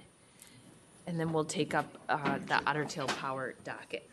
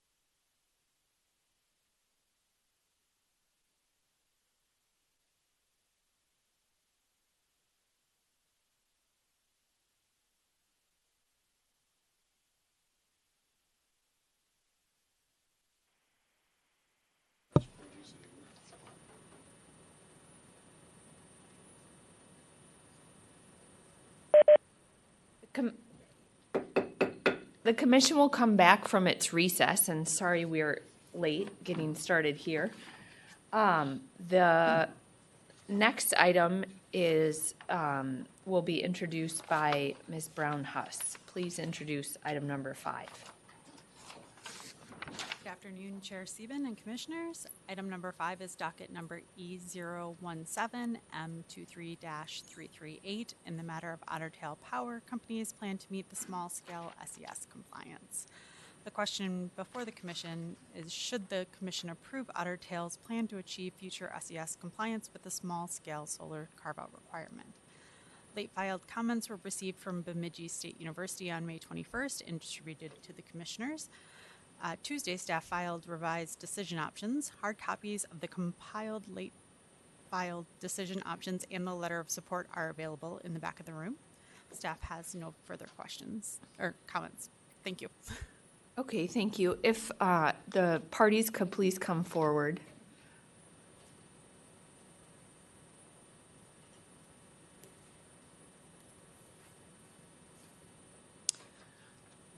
Mr. Grenier, welcome. Could you please state your name for the record? Good afternoon, Jason Grenier, Manager of Retail Energy Solutions at Otter Power Company. And for the department, Dr. Lieb or Ms. Why don't you go ahead and say your name? Sorry. Sydney Lieb with the Minnesota Department of Commerce. And Rachel Widowich with the Department of Commerce. Widowich. Widowich, yep. Okay.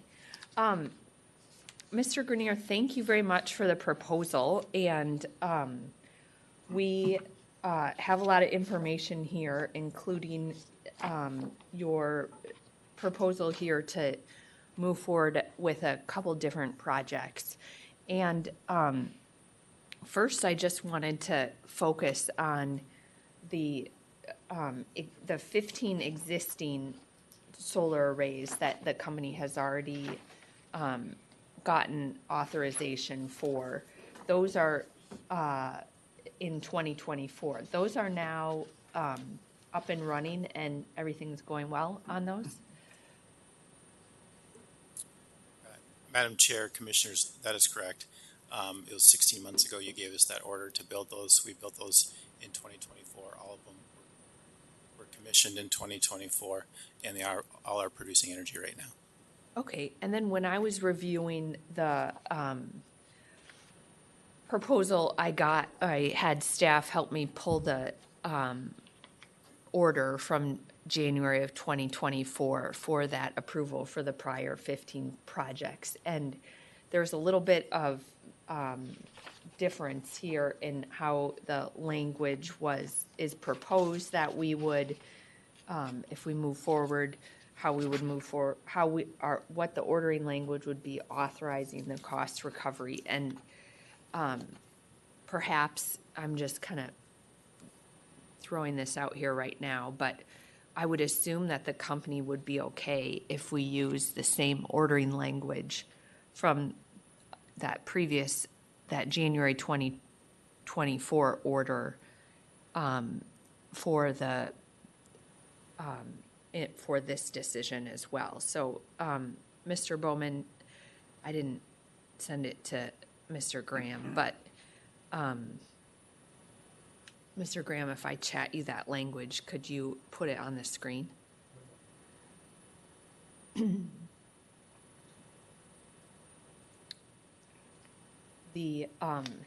What I was thinking, Mr. Grenier, here in reviewing the docket was it is in the public's interest and would be wise for us to move forward with the proposal for the second 15 solar projects as it's described in the chart on table 1 on page 8 of the briefing papers. But I have concern right now about moving forward with the projects for 2028 and 2032 because they're, as you know, even though the number is trade secret, it's more expensive than other energy resources, certainly. And I do think that, if we move forward with the second 15 solar projects that the company proposes to in decision option 1, you would meet the solar energy standard requirement. And so I'm curious what you would think if we just move forward with that the second 15 solar projects, I'm calling it, in 2025. Chair Seaman, Commissioners, I appreciate that insight. I would ask that the Commission considers the extra 30 projects. For the Commission's awareness, and you probably know a lot of this, but last year when we went to meet the solar energy standard, we were 1,054 RECs short. Okay, so we're digging out of this hole right now. What we just did here before June 1st, we have to file again, but what we just did this last week is we retired 1,054 from our 2024 production. And so that leaves us, instead of 1,054 short from last year, we were compliance in 2023, but now for 2024 when we file, we're going to be 2,400 RECs short, which we need about 4,000 RECs a year. We're going to be 2,400 short when we file this year. So we're trying to dig ourselves out of a hole. And so what we're looking for here is not only customer option, because there's customer interest in this, but we're also looking at it as trying to dig out of this hole in a more timely manner is the idea. And but your proposal would be construction in 2028 of that additional 15 arrays, and then in 2032 in year 9. So help me square up what you just said about you're short this year. If we authorized you to move forward with the first 15 solar projects, like that will help you meet the deficit from next year, but aren't you going to be in compliance then after that second array goes forward, or second set of projects go forward? So Madam Chair, Commissioners, we will be on, if you look at an annual basis, it'll be very close. We're still relying on about 300 RECs a year from new customer projects. Remember, Made in Minnesota went away, so now we have to contact those customers and try to procure their RECs again and make sure we're paying them for those RECs. And so that's another pressure that we're seeing. Meantime, when we look at our forecasted sales that we'll file June 1st for solar REC compliance or SES compliance, we're seeing that the sales go up about 4%, not significantly, but it is increasing, what we need to achieve. So we're looking at it as, the other thing I would just mention before I get too far is, we're looking at legislation right now, and we don't have a crystal ball on where legislation goes at the federal level, but the ITCs, they could be cut back here before 2030. And so those customer hosted projects, if we need them for compliance, we would definitely want to accelerate those and make sure we get the ITCs, because we won't build them without the ITC. Without the ITCs, they're definitely not cost effective. But when we've built the customer hosted, the 4 that we did last year, they were about the same, and it's in my reply comments from March, but they were similar price to the other 15 or the other 11 company-owned on company property projects. So when we modeled it, we assumed we had to pay the customers a $10,000 lease to use their property. We have not had to do that yet because the interest has been so strong that we haven't had to do that. So a lot of times we're able to use their transformer and actually reduce the cost of those customer hosted projects. But Mr. Grenier, if I understand the uncertainty about the ITCs, for example, but how would the commission authorizing you to move forward with constructing the arrays in 28 or 2032 help with that uncertainty? Because if anything, if the ITCs go away, then it's just going to make those projects, that much more difficult to build for those prices. Madam Chair, that's correct. At that point in time, we wouldn't be building those projects, and we'd have a different issue if we're out of compliance. Mm-hmm. So those projects are mainly being built for customer interest. Just customers are asking us to build those. Perfect example is we had one customer that qualified for our POP solar rebate, which will continue regardless of the decision here. We're going to continue the POP solar program, but they qualified for POP solar, which pays about 40% of the project. They qualified for direct pay ITCs, which is another 30-40%. And then they also qualified for the Minnesota Solar for Schools program. So essentially they had a free project, but they still chose us just because, you know, they're capital intensive projects. They were worried about their electrical infrastructure locally. And so there is a desire for customers to have Otter Tail do these. Now, remember, we're building out of this hole, and so we would probably advance the customer hosted, some of them, sooner, just to make sure we can get out of this hole sooner, and we can make sure that we're in compliance on a long-term look. Now, the 30 projects, that is completely open. It doesn't have to be 30.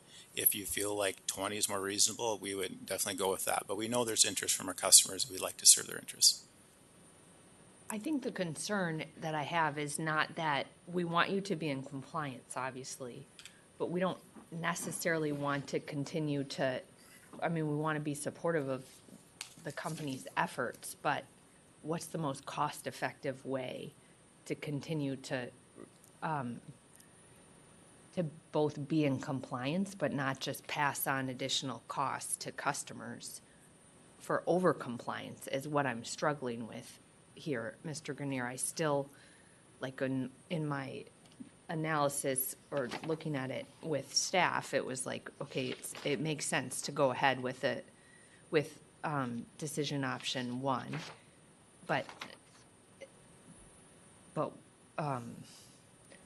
you know, the additional projects beyond that, I'm not sure it's really necessary at this time for us to say you should go ahead and move forward with them because you will be in compliance then, is my understanding. So one more time, tell me why that's wrong or why you disagree.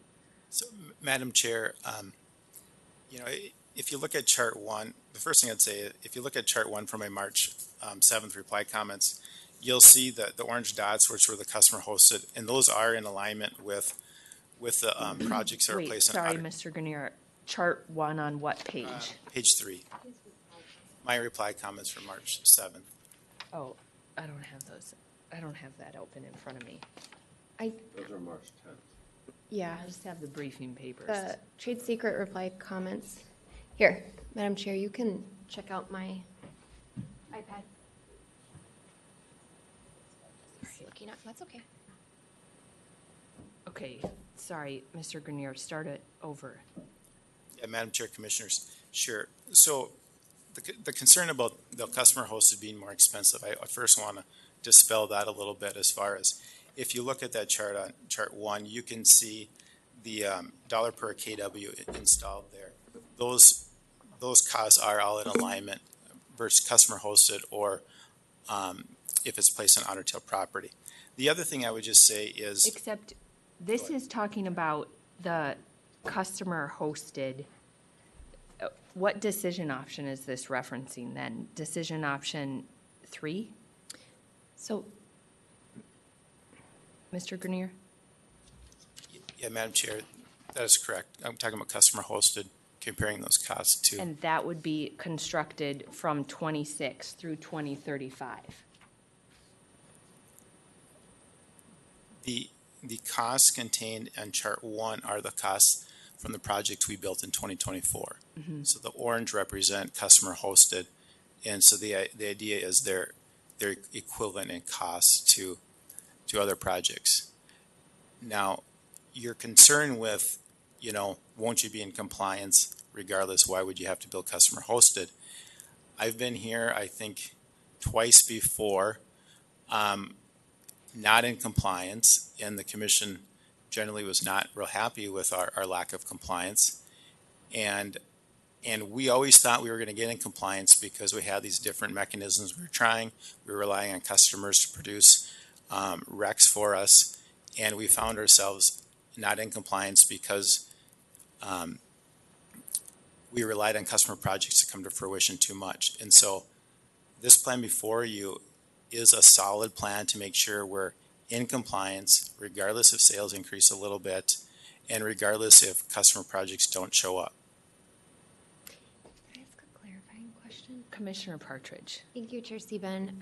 I just want to clarify, so the previous 15 that we see in the briefing papers on Table 1 that you installed in 2024, that was a mix of both company projects cited on company land and projects cited on customer land or customer property. So it was customer cited and company cited, as indicated in Table 1. Is that correct?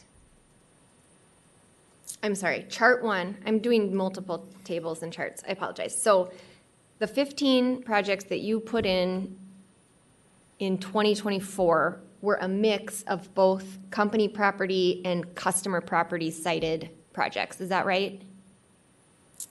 Madam Chair, Commissioner Partridge, that's correct. Okay. And so then what you're showing us in the trade secret Chart 1 is that the projects that you cited on customer property were not necessarily more expensive than the ones on your own property. Madam Chair, Commissioner Partridge, that's correct. Okay. Commissioner Hom. Thank you, Chair Sieben. Which one is cheaper, utility scale solar or this is small scale solar for Otter? Madam Chair, Commissioner Hom, utility scale is obviously cheaper. Why we're here is because of the legislature said you must do small scale and get in compliance. I understand. Your initial filing, Chart 2, shows that additional 15 puts you in the compliance. Let me catch up with you here.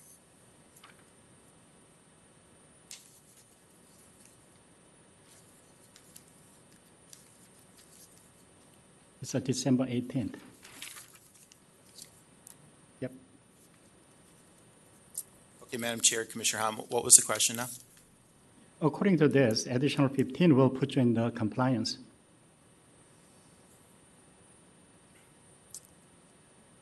Yes. So, Madam Chair, Commissioner Hom, what this is showing is how many KW we need in a year to meet compliance. So just looking at 1 year. And what I was trying to explain is when we file June 1st of this year, we're going to have a 2,400 rec deficit, and our goal is 4,000. So we're basically 2/3 of a year already behind compliance. And so this doesn't necessarily show when we'll be in compliance. It shows more when we'll have enough recs to meet our just annual requirement. But based on this chart, from the 2026-ish, between 2025 and 2026, in terms of KW, you're above and beyond you need to compliance. And then from that point, you are well above required KW.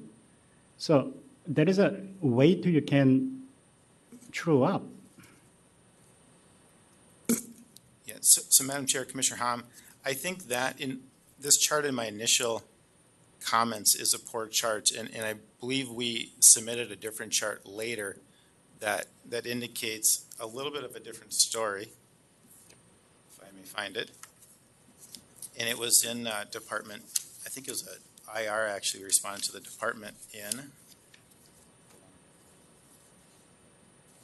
be the briefing papers here. Yeah. So Madam Chair, Commissioner Hom, a more accurate chart would be Minnesota Department IR number 3.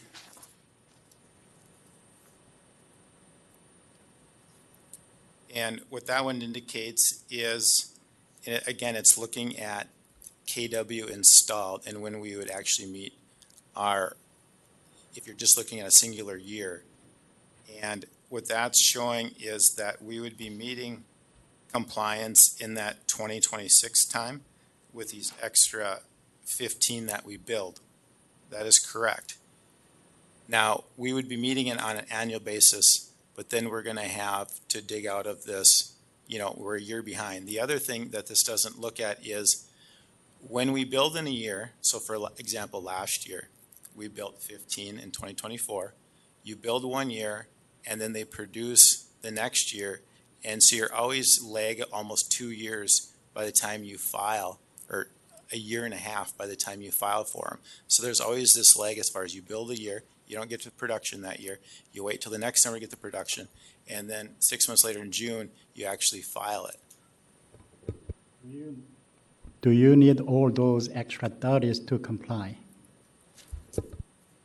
Madam Chair, Commissioner Hom, I would say that we definitely need a portion of them to ensure compliance, because I've been here 2 other times where we've overshot what we thought would happen out there, and that's why we've taken this upon ourselves to just say, hey, we need to get in compliance. I don't want to come and talk to you guys about this anymore, even though I like to see you. And so this will just put this issue to bed. And that's why, you know, in my comments, my reply comments, I really laid out what are the overall costs to the customers. And so the first 15, it was 13 cents a month is what those cost. My proposal before you today, basically with the 15 plus the 30, so the extra 45 projects, the total cost of that would be an additional 51 cents a month is what the cost is to customers. And so to guarantee compliance, I think that's a reasonable cost. In that case, can company take any cost differential between your utility scale and additional KW that you are trying to procure above and beyond 15, since you said it's not a big number? Why not the company take it? Why are you trying to impose that on the Otter customer? Because I understand it's convenient to over-comply, then you can forget about it. But there is a cost. Yeah, Madam Chair, Commissioner Hom, no, there absolutely is a cost. And it's a cost of compliance is what that cost is. The legislature said you must do this. And I don't agree that building this extra 30 is something that's over compliance. I think it means that we certainly have compliance, in which we have not had for several years now. And so, like I said, is it 30? You know, maybe it's 20, but I know that the 15 will only get us so far, and I'm not assured that I won't be back here again to talk about a few more. In my view, if you can save more money for the ratepayers, I think it's worthwhile you to come back, rather than we overbuild up front. Madam Chair, Commissioner Hom, the issue becomes we want to make sure we take advantage of the ITC while it's there. I understand if you want ITC, why don't you build a utility scale? That I think your focus on utility scale is a lot more cost effective for your overall ratepayers. And then if you miss some of those few small scale solar due to the ITC going away, probably you can fully compensate that with building utility scale, right? Mr. Grenier. Madam Chair, Commissioner Hom, the issue goes back to we have to have small scale. And I agree with you. Utility scale makes a ton of sense, and we're doing that. I mean, this doesn't displace utility scale, obviously, at all. So we're still doing that, but we have to meet this compliance, and I think building some of these extra customer-hosted ones gets us there. I think they're at a reasonable price. In their case, probably the customer who wants to host it, they should take the price differential if there's over-compliance. If they're willing to take that risk, I think I'm okay with it. But if you're imposing that additional potential cost to the remaining customer who doesn't have a say in this, I have a concern with it. Yeah, Madam Chair, Commissioner Hom, you know,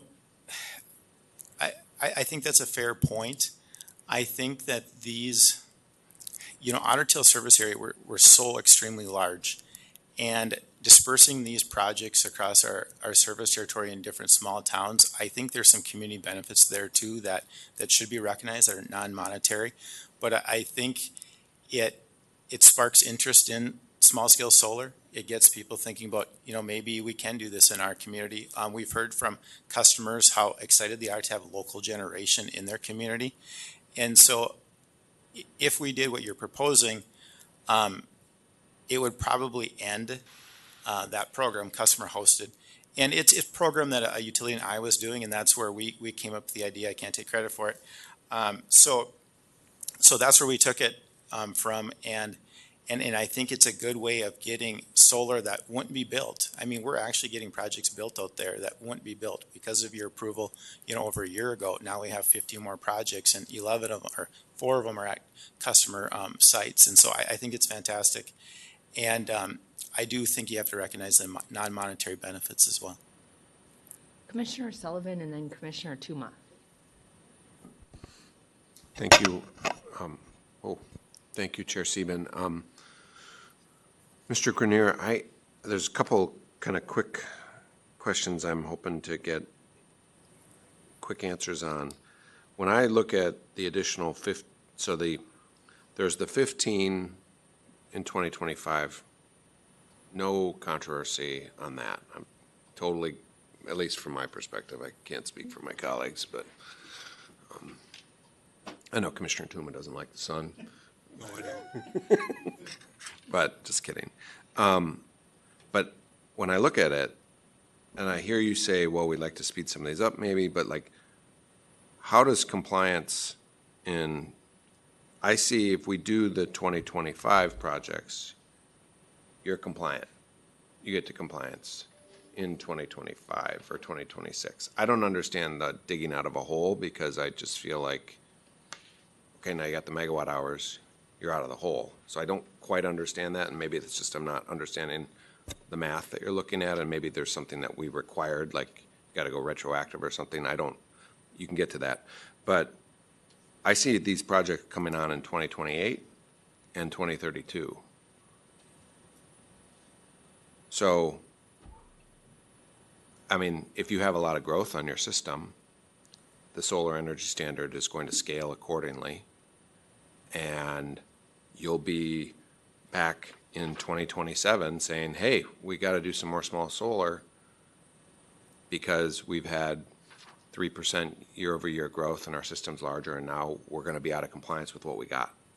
But I don't know why we have to, and I'm sure these are great projects. I totally hear what you're saying about the size of the service territory and spread out, and there are these kind of non-energy benefits that come with this. I probably think there's probably a resilience and reliability benefit that comes with having more distributed generation as well that we are getting and probably not quantifying. But regardless, 2028, 2032, I don't know why we have to approve those today when what we know is, to Commissioner Ham's point, good to go with 2025. Mr. Grenier. Yeah, Madam Chair, Commissioner Sullivan, thank you for the questions there. Let me try to explain the digging on the hole again. Are you going to pull these forward, this 2028 and 2032, you're pulling, no, we're going to do those today? Is that what you're saying? Depending on the federal or Congress and what they do at the ITC, we likely would have to try to accelerate them. How it's looking right now, they would have to be accelerated because it looks like some of those things might be sunsetting earlier. So we're definitely watching that. So in the past, I've come before you with our June, every June 1st, we file our SES compliance, right? And the last couple of years, we've been short. And so last year, we were short 1,054 RECs, which now we just took from our 2024 production to retire them for our 2023 compliance. And so that's the hole I'm talking about. So right now, when we look at, we need about 4,000 RECs for compliance. Our system's producing. In what year? Huh? For compliance in what year? So in this year right now, our goal is 3,977 RECs.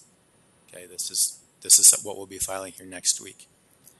And we're going to be, because we retired basically half of our production for last year, we're going to be 2,430 RECs short. But did we require you to like make up those recs that were lost? Did we do that? We did? Commissioner Tuma. He knows. So we're going to get to. Madam Chair, Commissioner Sullivan, Commissioner Tuma is correct. That is what we're doing. We are retiring those to say, hey, we did meet 2023 compliance. Now for 2024, we're going to be 2,400 short. And next year, we're going to retire those. And so we're behind basically about 2/3 of our obligation. We're behind right now. So that's the hole we're digging ourselves out of. And so it's going to probably take until 2028 until we dig out. Maybe 2029. Unless we change the order, the compliance order. Commissioner Tuma. Well, and Madam Chair, and I'm just going off of this is briefing page 7. This is my recollection. We said to you, don't go out and have to buy RECs because they're too expensive. So we'll just bank RECs off into the future. And you get to, once you start getting ahead of the dotted line, okay, you start paying back. And the reason we did this, and I was very insistent we do this, was because this was the first actual REC violation we had. All the winds were good, all our solar was good. The only one we didn't do was this one. And I thought it was a good exercise to think through, because I think when we get to the carbon standard down the road, REC compliance and getting plans in place to make ourselves compliant is important. And so the way the statute is written is we can let you keep violating as long as you come to us with a plan. And I think you've done it. I think it's very good. But I just want to understand this here. Right now, the green line is, if I understand on that one, that was the 40, which was initial proposal. Is that correct? If you were to get 40 new ones in addition to decision option 1, instead of 30, that was 40. Is that my understanding? Is the top green line? Madam Chair, Commissioner Tuma, first, your memory is very, very good. So I appreciate the background there. Well, it is. It is today, anyways. My apologies on the green line. It fell off the bottom of that legend there. And so what the green line is it's us building 15 more plus another 30 is what that is. So that's plus 30. So what's the light blue line then? The light blue line is just building the 15 more. That's decision option 1, as That's correct. Commissioner Sieben has suggested. And so if I'm looking at this chart, you're going to hit compliance 26, 27, annually complying. And so everything below the dotted line and the dark blue line is the bank that you got to make up. And you'll make it up going forward in whatever is between the light blue line and the dotted line. You'll be taking those and putting them back the years past. And so you're saying, if you let us do the green line, we're going to get back to full compliance, wipe out our debt by 2029. And I'm looking at this going, and I agree with you, Commissioner Sieben and Commissioner Sullivan. We're agreeing with just how you do the math, and I'm looking at this going, if it's the light blue line, you're going to probably be paying off by, I would say, probably 2032, 2033.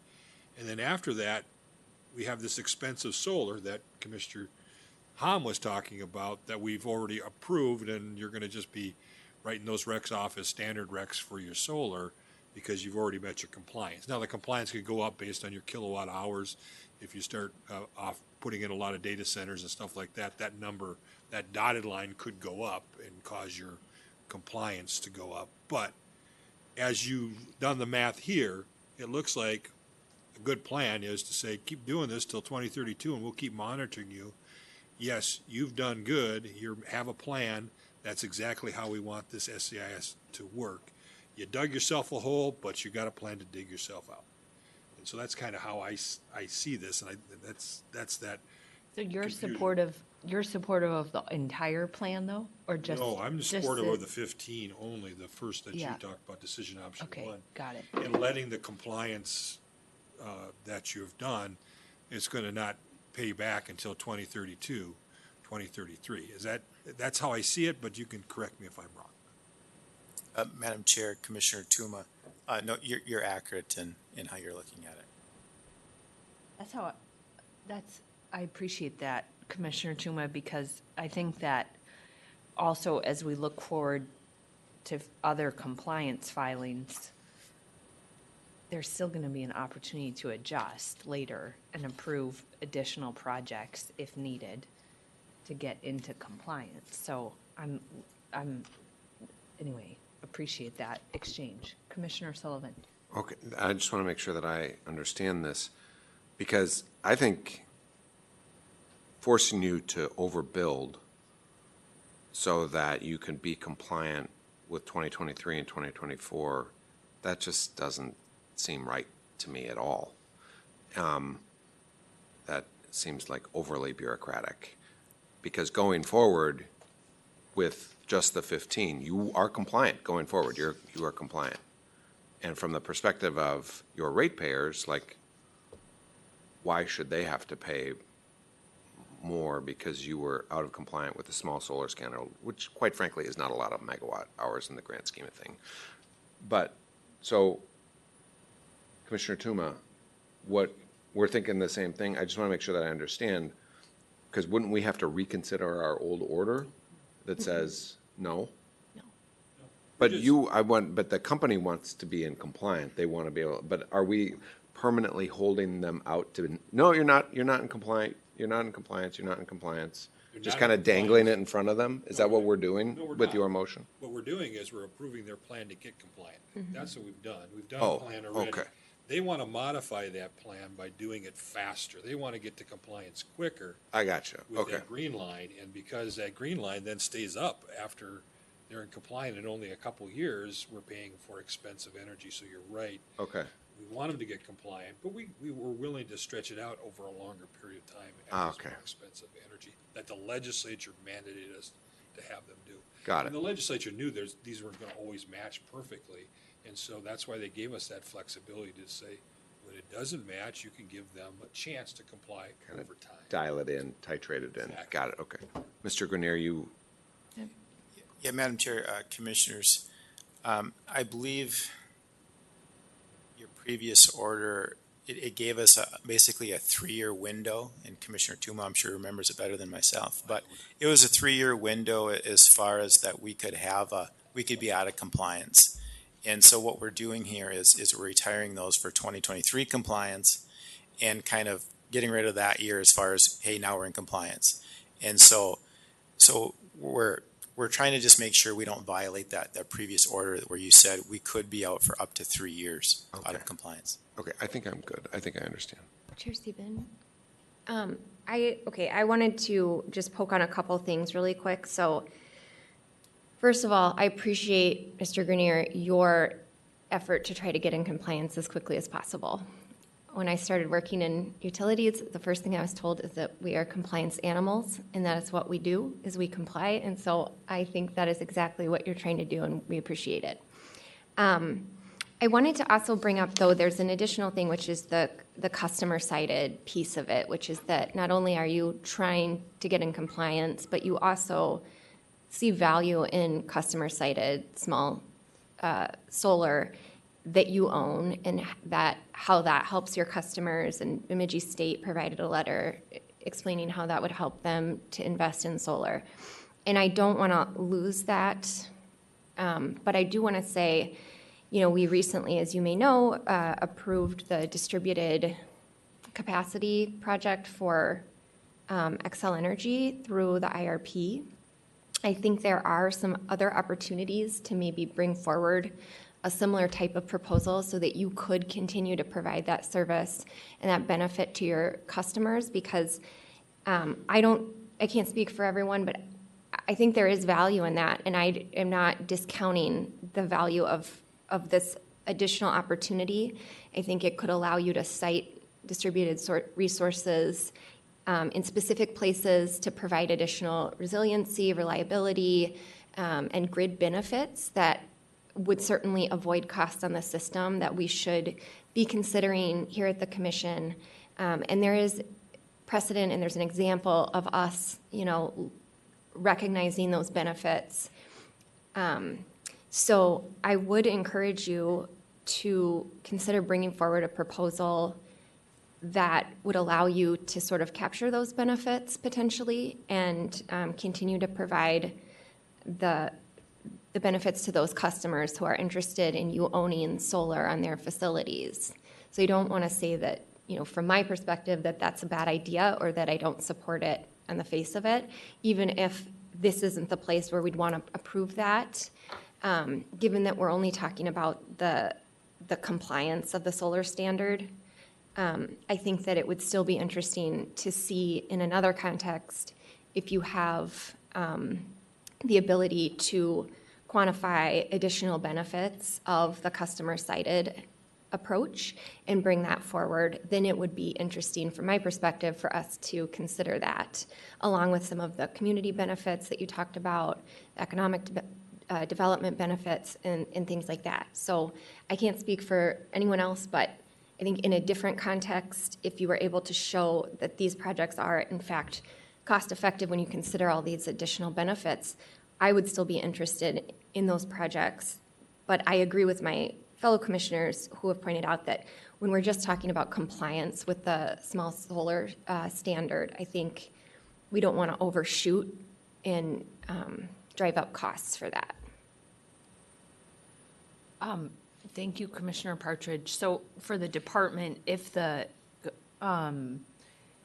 commission moved decision option 1 and decision option 5, I think that the language I kind of pulled out from our last order is similar to the language that's in decision option 5.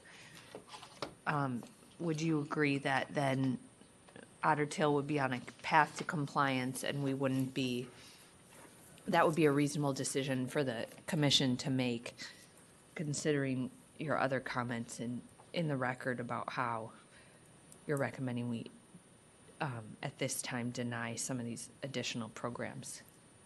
Chair Sieben, that would be consistent with the department's recommendation in this docket. I think you also might need to choose one of 3 or 4, and I think we're, based on this discussion, thinking you're on 4, which is also what we would recommend. I think that's the customer-hosted solar program is in addition.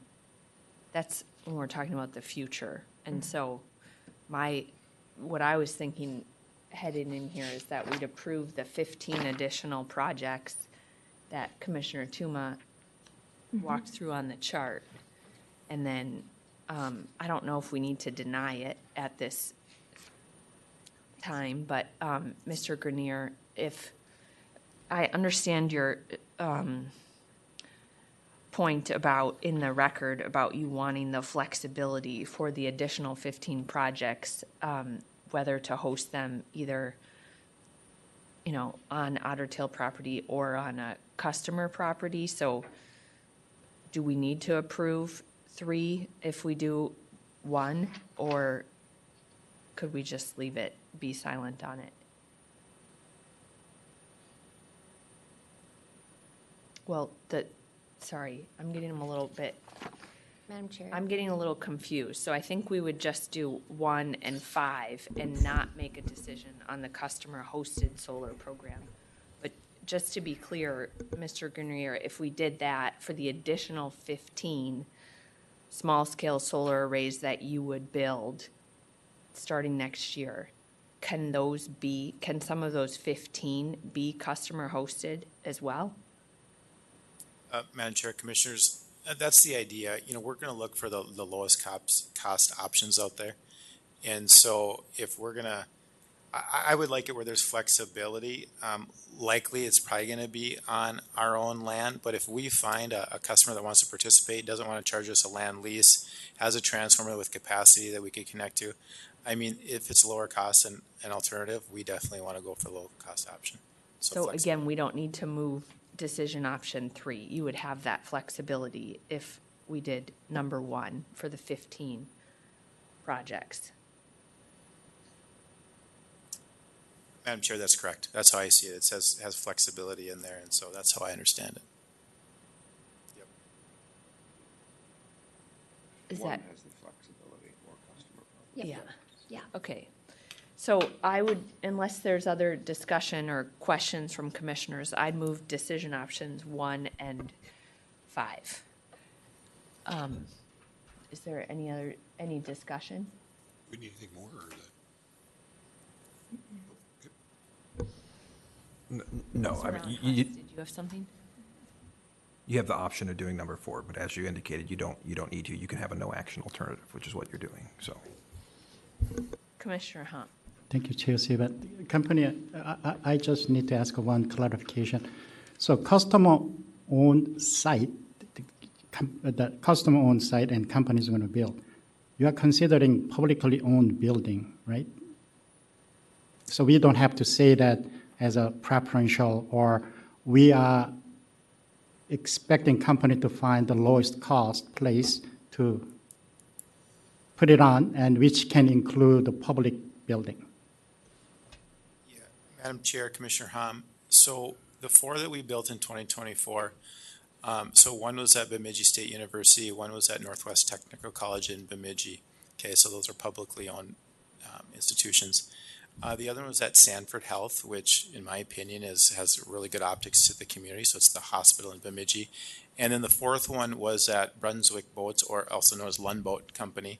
And that one really gave good optics to the not only community, but Highway 10 that runs right by the array. And so we were really looking for optics and just interested customers there. So how I look at 1 would be consistent with how we've done it in the past, just looking for low-cost options, customers with interest, if they are lower cost than us building on our own property. So we don't have to move any additional option to encourage you to do it. You're already doing it. You're going to pick the least cost scenarios.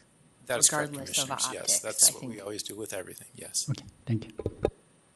Good point. Okay, any other discussion of my motion?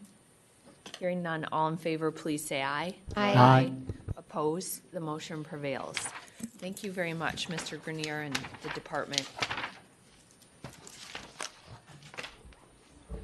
All right. Let's land this plane.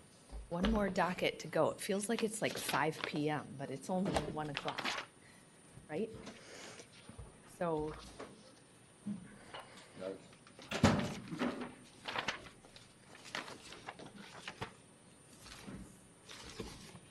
no one needs a break? We're good? Okay.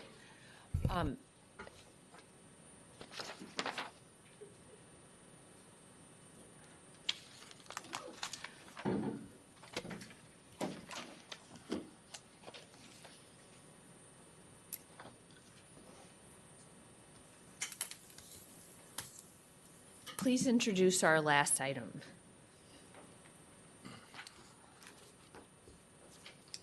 Good afternoon, Madam Chair and Commissioners. Item number 6 is docket number IP 7141, ESS 24294, and TL 24295, involving Midwater BESS LLC in the matter of the company's application for a site permit for the up to 150 megawatt Midwater Energy Storage project and a route permit for a 161 kilovolt transmission line in Freeborn County, Minnesota. The questions before the Commission are, what actions should the Commission take concerning site and route alternatives to be evaluated in the environmental assessment? And what actions, if any, should the Commission take concerning other procedural items? Staff has the following opening remarks. There's a typo in the beginning of the briefing paper, naming the project location Township as Shell Lake Township. The actual name is Shell Rock Township. The rest of the briefing paper where the town name is mentioned is correct. A revised decision option was filed Wednesday. There are copies available in the back of the room. Staff has no further remarks and is available for questions. And you mean the late filed decision option filed by Commissioner Tuma? Correct, the revised one from yesterday. Okay, so we'll start with appearances, starting on my far right. Please state your name and the organization you're representing, and if there are folks from the local community that are here that wanted to comment too, you're welcome to come forward and identify yourself as well. Hi, my name is Jeff Jackson. I'm with Spearmint Energy. Mary Mates with Spearmint Energy. Jeremy Deer, D-U-E-H-R, with Frederickson and Byron on behalf of Midwater.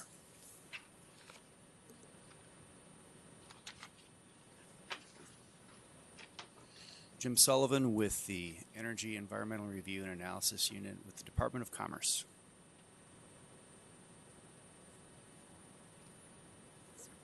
Dawn Casa. I am the Freeborn County Commissioner, District 2, which the proposed project is in. Charles Sutton here on behalf of the International Union of Operating Engineers, Local 49, and the North Central States Regional Council of Carpenters. Before we go much further, Mr. Sutton, is this going to be your last docket as a representative of the organizations you represent? It's not. I will be here next week for the Centerpoint rate case. Okay, then I'll tell commissioners, please get your roasts ready for for Mr. Sutton so that we can roast him at Well, the his roast actually next, goes down by the quality of cookies he brings for everybody that morning, right? Okay. So first, why don't we'll begin with the applicant, and thank you for bringing this forward, Mr. Deere. And if you wanted to make any opening comments or just comments overall on what position you hope that the commission takes here today, would be helpful. Thank you, Chair Sieben. I am scheduled to be in Worthington for a scoping meeting at 6 o'clock tonight, so I am going to be brief. The applicant is most comfortable with decision option 3 for a number of reasons. One, first and foremost, is this was a really extensive comment period, an open comment period. It was 73 days. Most projects, it's about 30, 32 days. There were 2 in-person meetings and a virtual, lots of opportunities for alternatives to be raised, and none were raised. However, if the commission wanted to develop the process and get more information, we're most supportive of the revised TUMA decision option, in large part because the location of the POI, this Glenmore substation, is really important for a couple of reasons.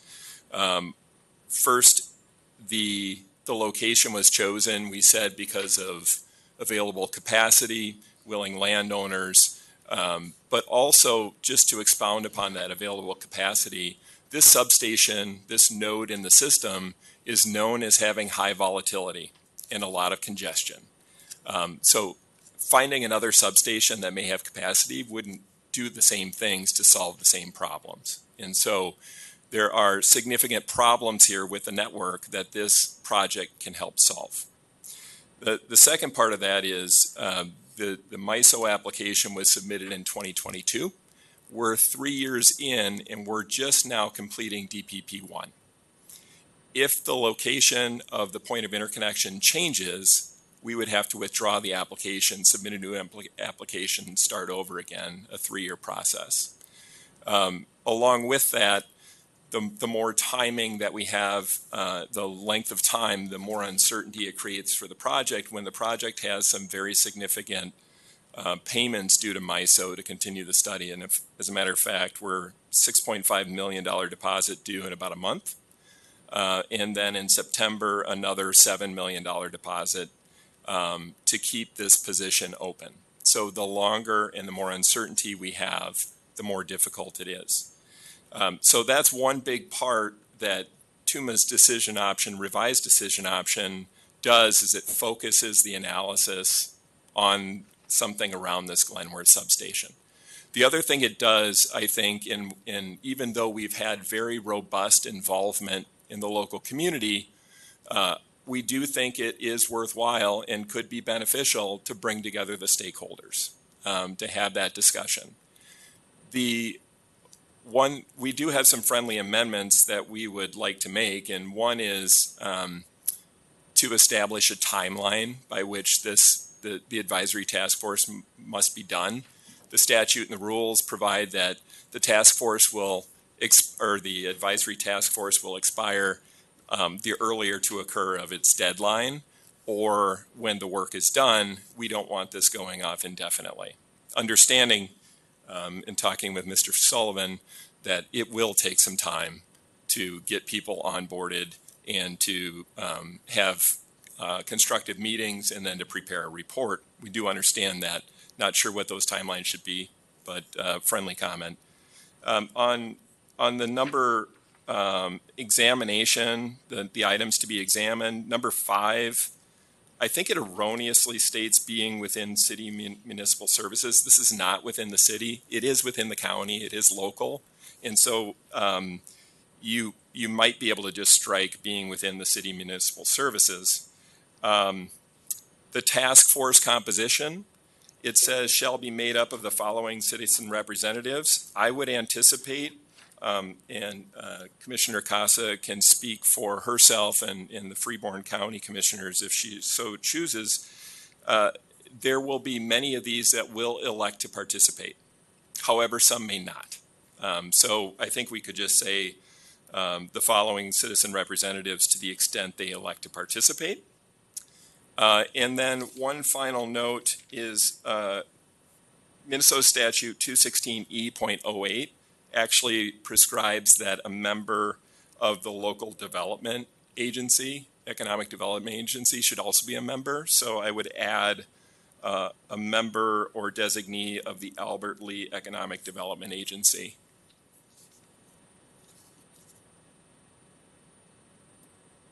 But Mr. Deere, I think I heard at the beginning, you're supportive of this then with those changes, or you're not supportive of the task force at all? We would prefer to go forward without having any more process, but if the commission decides more process is necessary, this is the path we would prefer. Okay. As opposed to not either 1 or 2, you would just say, just do 3 is what you would say. Chair Sieben, Commissioner Tuma, correct. Or the task force, yeah. We don't believe that asking for alternatives anywhere is really beneficial to the process. If anything, decision option 1, we're not really sure providing information about what was ruled out is really beneficial.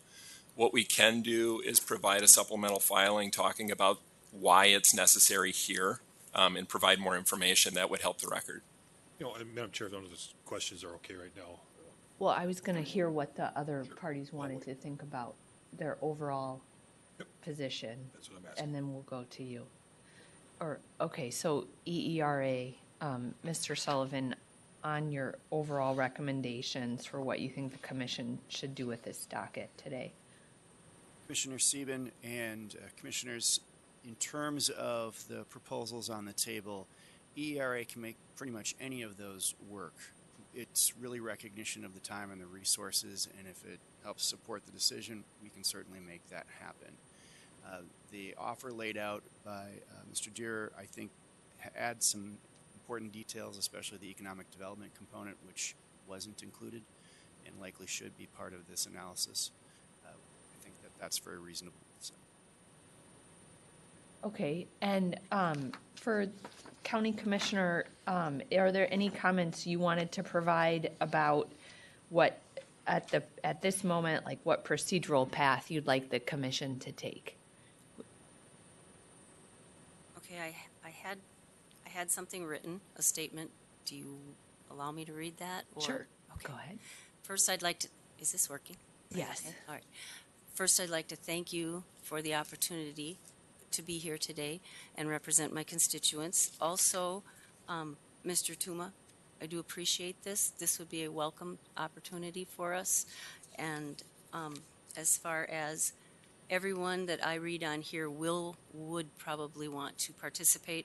The only ones that may choose to just choose a different designee might be the Glenville Fire Department and the City of Glenville, just because of some conflict of interest with them, the ones that are at the top. But they have others that would more than willing probably to participate. So I want to thank you for your opportunities. Thanks to Mr. Harvo and Mr. Sullivan for all their help and assistance throughout this. But The proposed installation of the 150 megawatt battery energy storage system in proximity to the Shell Rock River and Glenville presents significant concerns. We're not necessarily against BESS units, but have an issue with this location. While such systems may be a necessity for the integration of alternative energy and enhancing grid stability, the placement near this environmentally sensitive area and the town of Glenville is not in our eyes a good choice because of the potential impact. The proximity of the BESS unit to the Shell Rock River, which is a designated state water trail, raises critical concerns regarding environmental sensitivity and the preservation of the water quality for both the river and groundwater contamination. The Shell Rock River ecosystem sustains a broad spectrum of aquatic and wetland habitats with the light sandy soil in this area and the heavy rain systems we see. The possibility of runoff contamination is a distinct possibility. We have been told the holding ponds will hold 1 inch of rainwater. Monday and Tuesday of this week, we had an excess of 1.5 inches of rain. It's not uncommon for us to have 2+ inches of rain in a storm. Also, the cooling systems, we are told, use glycol-based antifreeze, which can be toxic to aquatic animals and pose health risks to humans if drinking water is contaminated. If there's a failure of the cooling system and a leak is present, whether it is from mechanical failure or a severe storm, contamination possibilities of both river and groundwater are present. All rural residents of the Glenville area depend on well systems for their drinking water. In June of 24, over 2 days, we experienced an excess of 7 inches of rain that flooded the entire Shell Rock River system for an extended period of time. Over the past 20+ years, the voters have voted to tax themselves over $30 million towards cleaning up the Shell Rock River watershed. There's been marked improvements in water quality over the years, and we ask that you take the protection and preservation of it into consideration.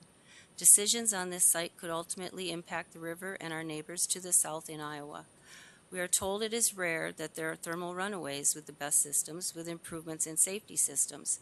If there was a runaway in the unit, we are told the fire department would basically secure the site, monitor runaway and wind direction for possible evacuation and let it burn out. We've also been told the off-gassing is no worse than a house fire with plastic burning. The fact is the fire department does not let a house fire burn itself out. They are put out as soon as possible. BESS units have had thermal runaways that have lasted for multiple days, have different hazardous gases and other toxins present along with ash or residue that settles to the ground. Over time, these can all be detrimental to humans, animals, and water. The BESS unit will be running 24/7, emitting sound from the cooling units and other components. I understand that it's possible the noise levels could be around 70 to 90 decibels. There are thoughts that it can affect humans as well as wildlife. For people that live in the country and live in rural areas, this is a significant disruption to their lives. There's an ethanol plant that is just west of Glenville and around 3 miles from our house. This plant was cited by the MPCA for violating air pollution over a 5-year period. I can hear that plant running when the wind is in the right direction. The BESS will be a mile from Glenville and 3/4 of a mile from our house, and there are others closer, not to say all kinds of wildlife along the river and nesting in the trees in very close proximities. The DNR has a wildlife management area 1,000 feet away. The installation of the BESS near our Shell Rock River and town of Glenville may offer substantial benefits in terms of energy storage capacity and alternative energy advancement. Nevertheless, this project entails significant risk to the river, the wildlife, the groundwater, and the residents. Thermal runaway is not the biggest risk. Lithium ion phosphate batteries can release harmful gases such as carbon monoxide, hydrogen fluoride, and other organic compounds when subject to high temperatures. Internal short circuits or cases are breached. These gases are flammable, can burn, and also pose serious health risks to humans.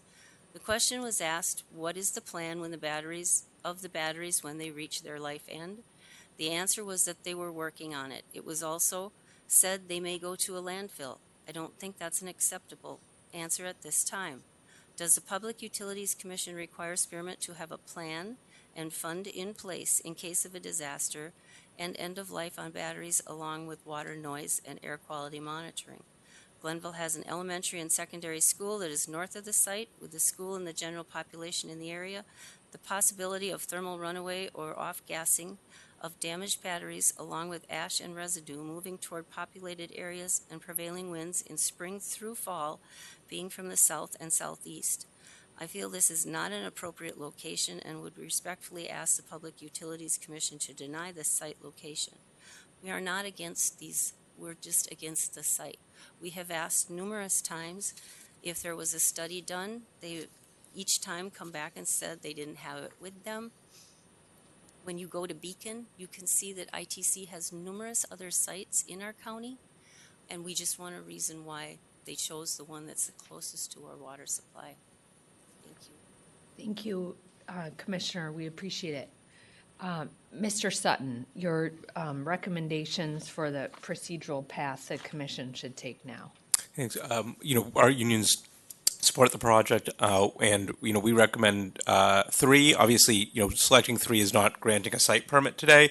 It's simply moving on to actually do the environmental review, so that we can study the environmental and human impacts of the project, and then ultimately at that point is when we'd be coming back to the commission to take a look based on the information that was within the environmental review to figure out what are good conditions to mitigate some of those impacts, ultimately whether the project was approved, as well as address some of those concerns that come up through that. I'm sort of Mr. Deere made the point about Commissioner Tuma's approach, and appreciate that. And if you're not going to go with 3, would support that. I think our ask would simply be to really make sure it is narrowly tailored around, I think, the task at hand, which is identifying alternative sites for study. And we've already had a pretty long comment period. These alternative sites haven't come out at this point, and if there's an opportunity there and we can do it in a narrowly tailored way,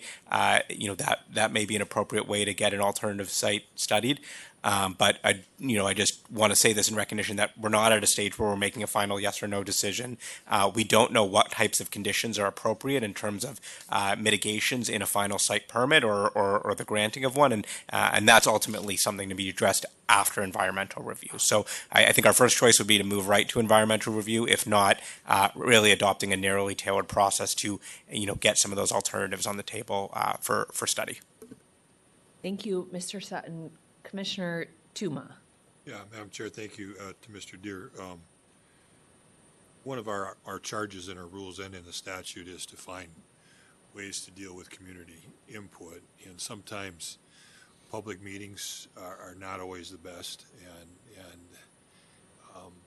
I think a task force in this situation, and my reasoning for that, would allow for some exchange. There's clearly, from the comments that were made in the record that I saw, some misunderstandings, and I think it's important for you to sit down with the police chief and the fire chief and the emergency services folks and help them understand how this facility was work. And I apologize for the decision option being a little bit scattered. The reason was because I was actually driving out to Marshall, Minnesota to look at Marshall Plus, which is a battery BESS system tied to a solar. And so this is doable. There is a concern about how you deal with it, and fire department, particularly a volunteer fire department, needs the training. It may need some equipment too. So there's a lot of discussion that needs to be had with those folks. As far as an alternative site, you're actually incorrect. 5 is the way I actually intended it. If there are alternative sites, I don't know why Glenville would not be trying to get you within their city boundaries. Okay, and I look at the map and I looked at Beacon. There seems to be a wastewater treatment plant just outside there, as close, if not closer.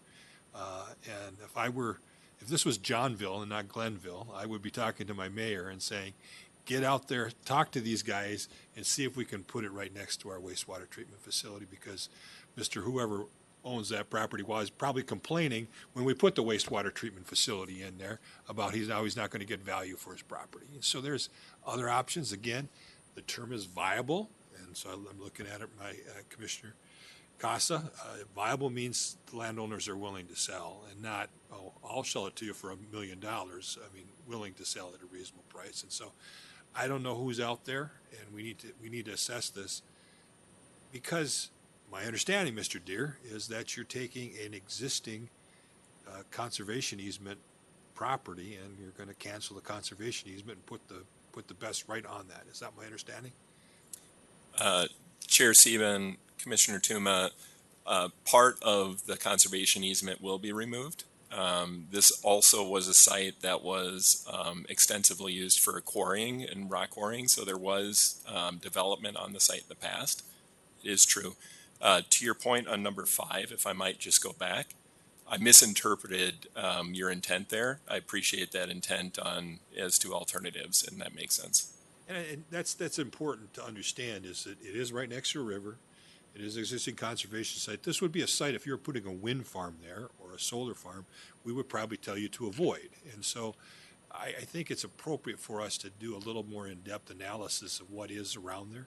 We want to honor landowners. If landowners want to sell their property and you can build a facility that protects the human environmental impacts around that, this site is actually pretty good because it's actually further away from the city, okay?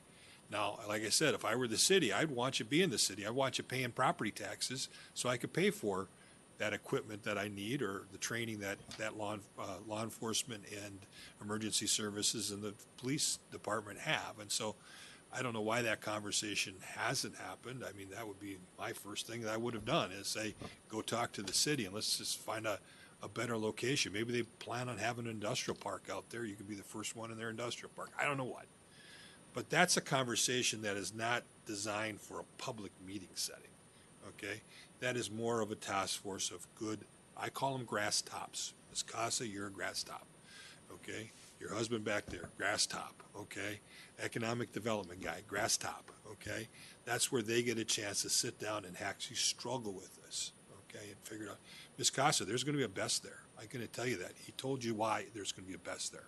Okay, maybe not this one, but there's going to be a BESS at that site because it is highly valuable, and your power will be more reliable and cheaper because you have people who are willing to build a BESS there. Okay, it is just a prime location. Take, for example, if you're driving down, is it County Road 46? You cross over exit 11, okay, as I know it, okay, off of 35. I'm happy with exit 11. I get into Minnesota and I pull off and I can go to the petrol station there, and my wastewater that I'm creating and my solid waste that I'm creating is all taken care of because you guys planned really well down in Albert Lea and Freeborn County. I bet you the neighbors weren't happy when the petrol station went there, okay, and you had to do some things to work with them. But this is just like exit 11, okay? This is exit 11 on the transmission system. It is a highly valuable piece of property for a BESS, okay? You don't build a BESS out on the south east corner of Shell Rock Township, right? You build a petrol station where you need it, where the exit is. And the exit is sitting right there south of Glenville. It's a highly, highly valuable property. And the reason the legislature has given us this duty, okay, is if you balkanize the decisions on land use planning for these highly valuable sites, your cost of your energy goes up and your reliability goes way down, okay? And so this is a difficult decision that we have to make, and we'll make it if they can carry their burden. But we need your help, okay? So I hope you go into this task force not just saying no, okay? Because I saw a lot of comments of your citizens that you represent who are just gearing up for the no, the not in my backyard. And I know it is. When you drive home today, you'll pass exit 69. And just before exit 66, I want you to look to your right, okay? That was going to be a racetrack, okay, for high expensive cars, or a Moto Guzzi thing but I fought it with my dad.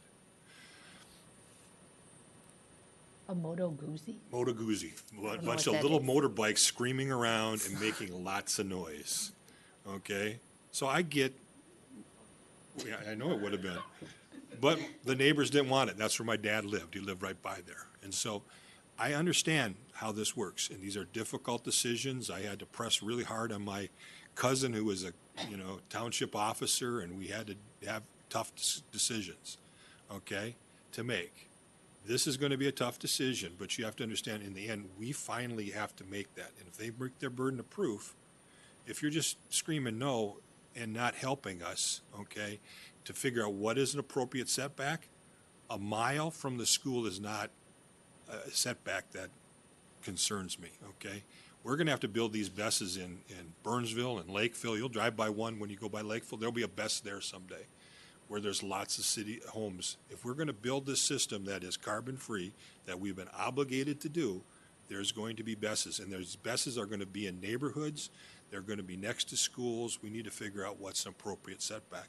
And I'm hoping your folks bring to them examples of other communities that have setbacks, what appropriate setbacks would be. But a mile, probably not. And so that concerns me when I hear this discussion. I hear just a lot of people working up to a no. We have to figure out, is there a yes, and is there an alternative site? And I agree with you, this one probably is not the best, but they can still possibly prove that they could build a facility there that's safe and reliable. I don't know. That's what the record development's for. And by the way, the guy sitting to your left, excellent job on the Wabasha. I tell you, I just read Wabasha. That's one of the best EISs I ever read. It really was. I mean, I read through it. I had a full understanding. I'm almost tempted not to drive down to County Road 42 and check it out, okay? But I will. And I'll drive down and check out what's going on down your way. You're guaranteed of that, okay? But I need you to work with him to try to figure out a good path forward if there's a path forward. You have a right to say no, okay? In the end, if you just don't feel it's done right, I don't want you to give up that right, but I want to hope that you all come into it with an attitude, how can we make this work? Because there will be a BESS at that spot. You are sitting at exit 11 of the transmission system there in Glenville. That is a very valuable piece of property. We're actually exit 8. Well, you have to go past your exit enough. 11. Oh, We're isn't the exit petrol 8. station at 11? I thought it was 11. No, the petrol station is at 11. Yeah, that's the one I'm talking Glenville about. is yeah. at exit 8. Yeah. And exit 11, we just had the highway department from the state coming down. They're going to redo the whole thing in a couple of years. So you won't get off I there. remember when they did it the first time. That's how old I am. So I'm hoping you're open to this. Mr. Deere, let's work on a decision option. Let's get the heck out of here, okay? You're okay with my 5. Now you understand it, right? Chair Sieben, Commissioner Tuma, correct. And then we would add after citizen representatives to the extent that they elect to participate. I thought I heard the words. Correct. You got that, Chad? I don't know if you need to put it up on the screen or not.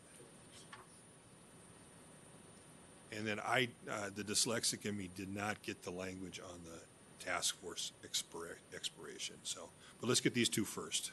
Mr. Tuma, I just want to make sure we're working on the same version. Yep, you're on the right version. Yep. Okay. And again, I apologize, folks, for it being unlabeled. So when you get down to task force membership,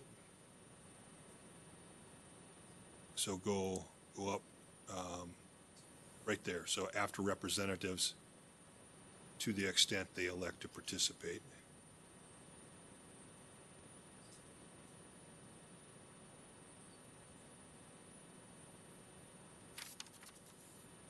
And then we have to add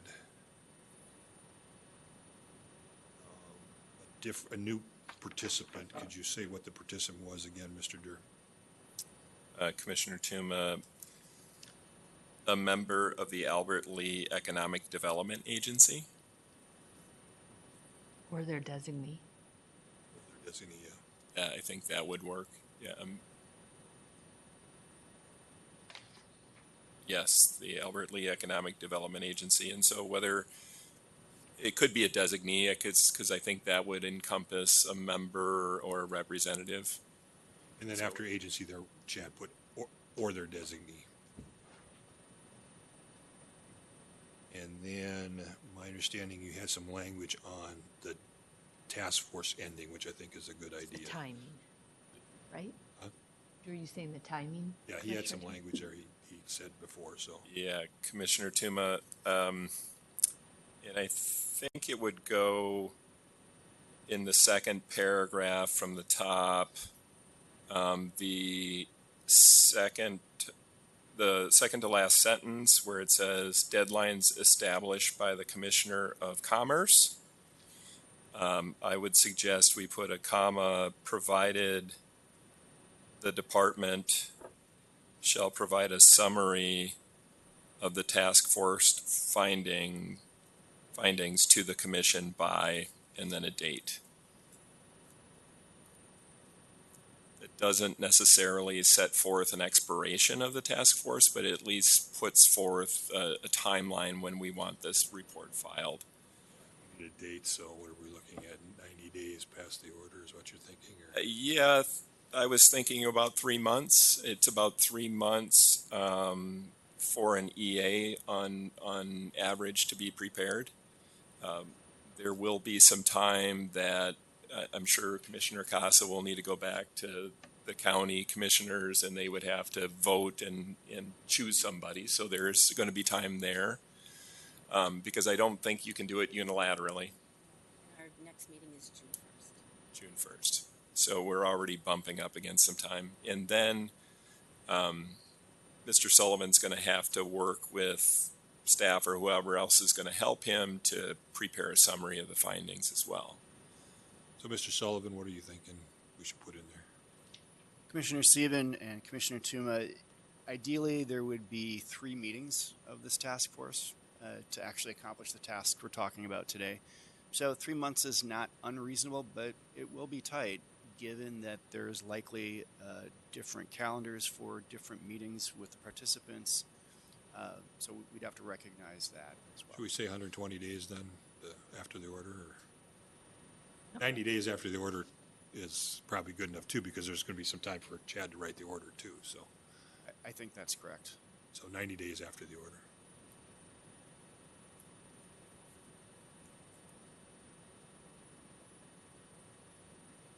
Chair, that would be my So motion. Commissioner Tuma, just so I understand, this task force will make recommendations and then Mr. Sullivan will start his EA? That's my understanding. He needs to rouse. There's nothing that, isn't there a lot of overlap in He's some going of to what? be doing some work, I would assume, before that, but.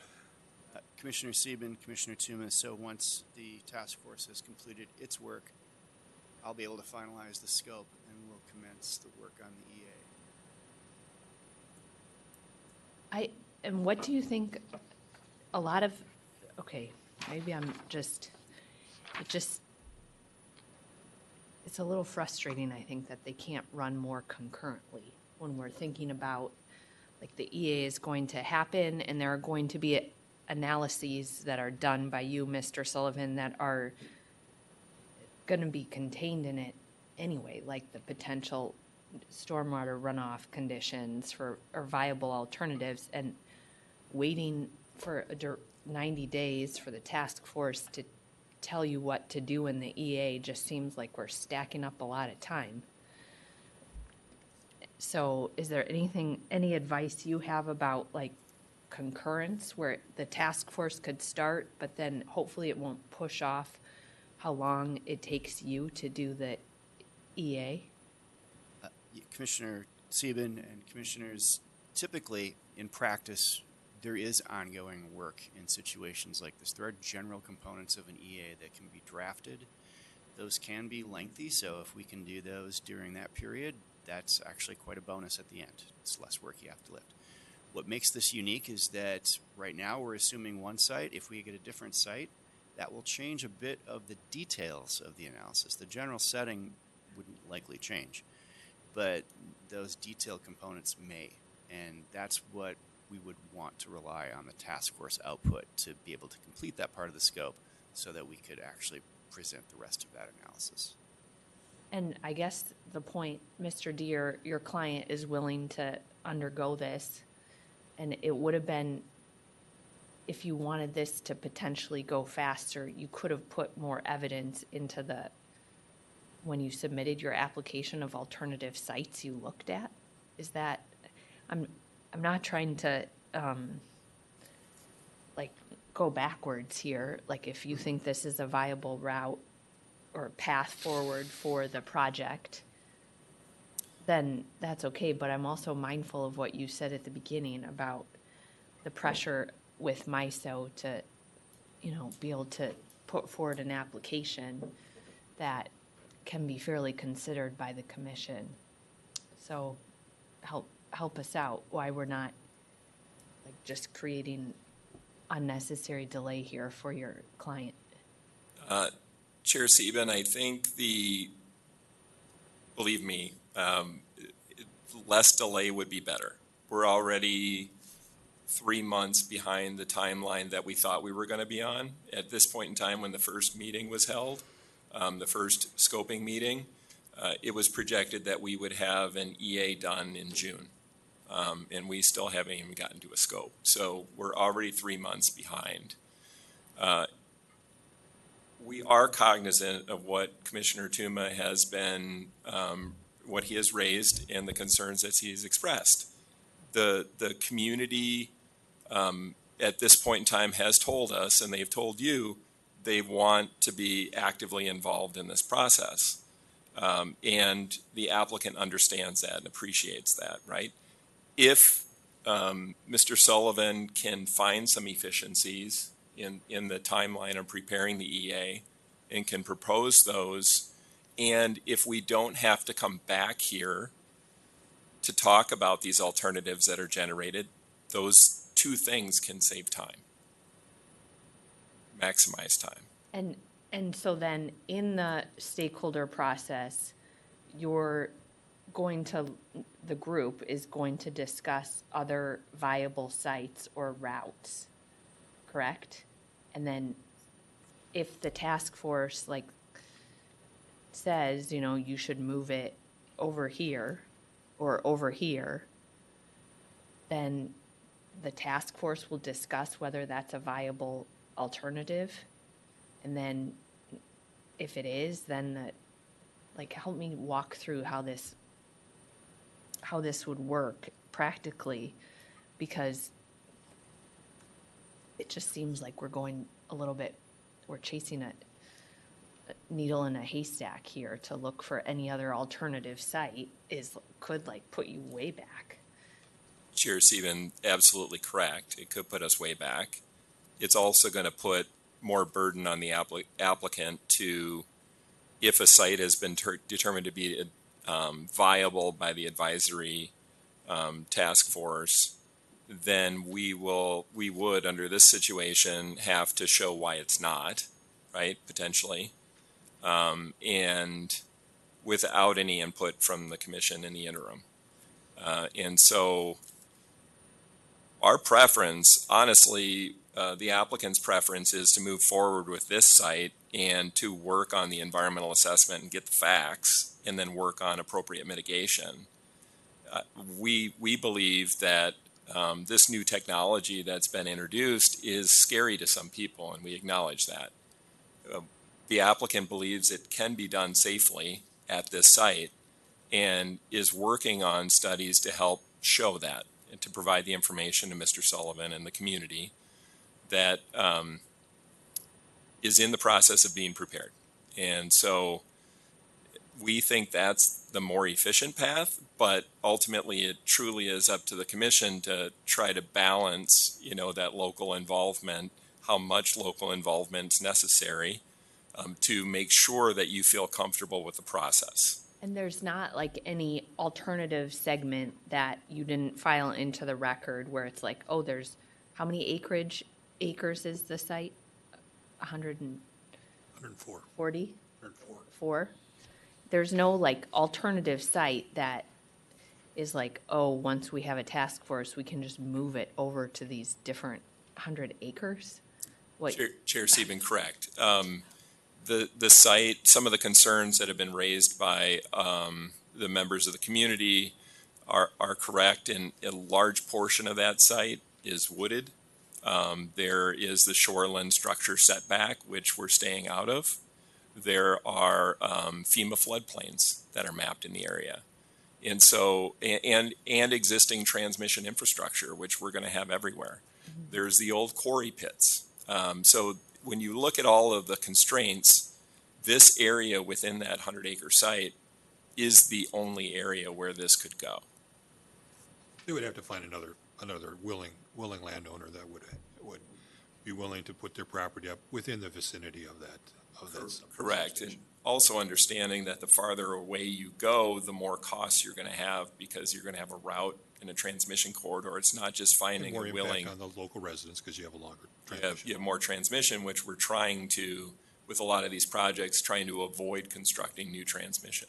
The struggle I have, Madam Chair, Mr. Deere, is that this is a tough site. I mean, if you pick this site and without any ability to put in the record that we've examined possible alternatives, I think you put your permit at jeopardy. And I don't want to pass a permit that's going to be in jeopardy. I want to know that it's thoroughly looked at. Madam Chair, this is just Dodge County revisited. No one wanted to do it then, but in the end, it turned out better that we did do this close analysis of it. And yes, does it take a little extra time? It does. I appreciate the company be willing to try to take that extra time. I think there's going to be a BESS here, and I don't think it's going to be harmful to the community to take a tougher look at it. And if you guys are the ones that put it there, we'll make sure that we do what we have to do. We have a duty if you meet your burden. But I'm struggling right now seeing you being able to meet your burden without a better analysis of alternatives at this stage. That's what I see coming. I don't have the whole full record in front of me, so I want to reserve that. But given this location, I'm struggling with it, but I'm also open to it, knowing that there's possibilities to work in these spaces if it's done right and it's mitigated right. So that's why I think a better kind of task force analysis works better to resolve that than does public meeting analysis, where people just start. No, I understand, and Commissioner Tuma, I understand that, and I appreciate the other components that you've laid out in the task force. It just also seems really, like you said, it was sort of on the applicant to put into the record how they looked at viable alternatives, like before we got to this point, and why having a task force, though, say like who has land for sale in this county is kind of, seems really not a great use of anyone's time, but I guess that's, if And that's. it's not the only if- task that the task force has. The task force I has know, but it just seems like it's not a great use of the task force's time either to go look for. But I think it strengthens our permit. That's what I'm trying to say. It strengthens the permit, but if it gets back to the commission, where then the task force is saying, go look at these alternatives, like 3 months from now, then, and they're not viable sites, then we're just chasing our tails and And not. we say they're not viable sites. That's what that's a tough decision we'll have to make at that stage. Chair Stephen. And I think to the point, I'll get to you, Commissioner Partridge, is just more directly to you, Mr. Deere, or to the applicant, like, why didn't you put more information into the record about alternative sites? So we're not looking at, a whole bunch of alternative sites now. Why wasn't there more information about why there aren't viable sites nearby in the record? Chair Sieben, the statute and the rules, the statute in particular, only requires that we talk about alternatives that we considered, and there were none. But this is the site that, when they did their initial cursory analysis, they did look at other substations that could be utilized, other nodes in the system, but never got to the point of actually approaching landowners until they landed on this substation site. Some of the decisions that were made were to keep it on the same side of the road as the substation to try to reduce the overall transmission infrastructure, and they found a willing landowner. And so the statute doesn't require more than that. I understand it's nice to have that. But usually in my experience, in the statute actually talks about alternatives considered and then rejected. We did that in the route because we tried to make it shorter to make it go through the infrastructure, but we couldn't. And so that was rejected because it's not viable. Commissioner Partridge. Thank you, Chair Sieben. I have a question for Mr. Sullivan. This may be a silly question, but as you move forward with the task force, this is my first time considering this. Do you have an existing set of criteria that helps you to identify whether an alternative site is viable? Because I think the issue that Chair Sieben has raised is exactly what Mr. Sutton raised, which is if this could be narrowly focused and move forward quickly so that we could carry on with the environmental review and the project is not delayed unnecessarily as we search for, for the needle in a haystack of 100 acres of land that everybody's happy with a BESS on. Do you have some criteria to help keep that narrow and to help kind of avoid the situation where you're analyzing a bunch of sites that people have thrown out that maybe aren't realistic? Commissioner Sieben and Commissioner Partridge, we would rely on the siting criteria that we currently have in rule and in statute. Those would be the most efficient means by which to pursue this objective. Certainly trying to make them up ad hoc during the task force, we'd need a lot more time and we would end up very much like our current legislature with probably no deal. So. Okay. Well, that's helpful to know that you have a set of criteria and that you, Mr. Sullivan, can help to keep it focused and not allow it to become a process that kills the project by delaying the project. Because I think that's something that personally I don't want to see. If this is a good project, if ultimately the environmental review shows that it's a good site, I would hate to have it fail just because we delayed it. But I do appreciate Commissioner Tuma. I do think the task force is important, so I'm not saying that's what you're intending to do. I just want to make sure that isn't an unintended consequence. I wanted to say to Ms. Matsky and Mr. Jackson, looks like you are here from Texas. Is that right? No, you're local. Okay, but Spearmint is Texas, and you are a local satellite, is that?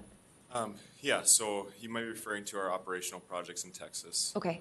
And then our headquarters in Miami, and our second primary office is here in Minnesota. Okay. Have you developed any projects in Minnesota yet? These will be our first. Okay. I think it's been said and probably very obvious to you that this is a new technology for folks. New technologies are scary, and I hope that you will make a real effort to help educate the community in all of the ways that you can mitigate the risks and their concerns about environmental impacts and public safety as well.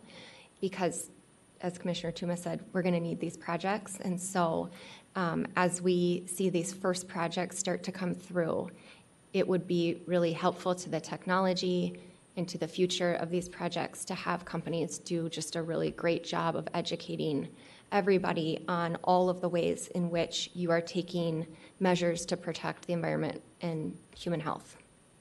So there's your burden. Hey, I was curious, Mortensen built your facility in Texas. Are they the contractor here, or hasn't that been determined yet? Yeah, thanks, Commissioner Tuma. It hasn't been determined yet, but they're a close partner of ours, so pretty likely. They're a good Minnesota company, so we appreciate that, the fact that you're working with them. So And that's probably why our union guys have been hanging out around this one, so thanks.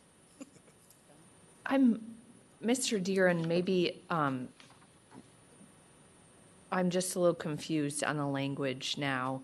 It says that in the second paragraph, the department is establishing the task force within 14 days.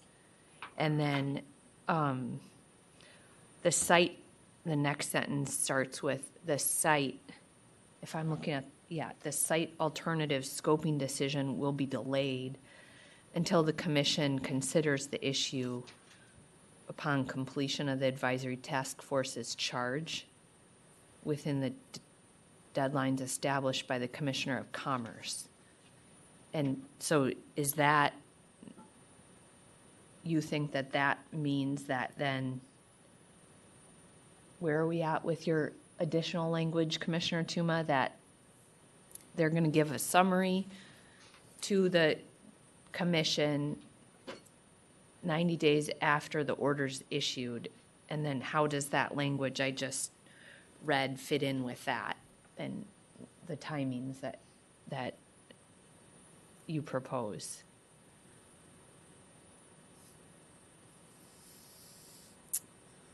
Chair Sieben, good points, good thing to bring up. And Mr. Sullivan just brought up, at the time this will be done, they will no longer be Commerce. They will be with the commission.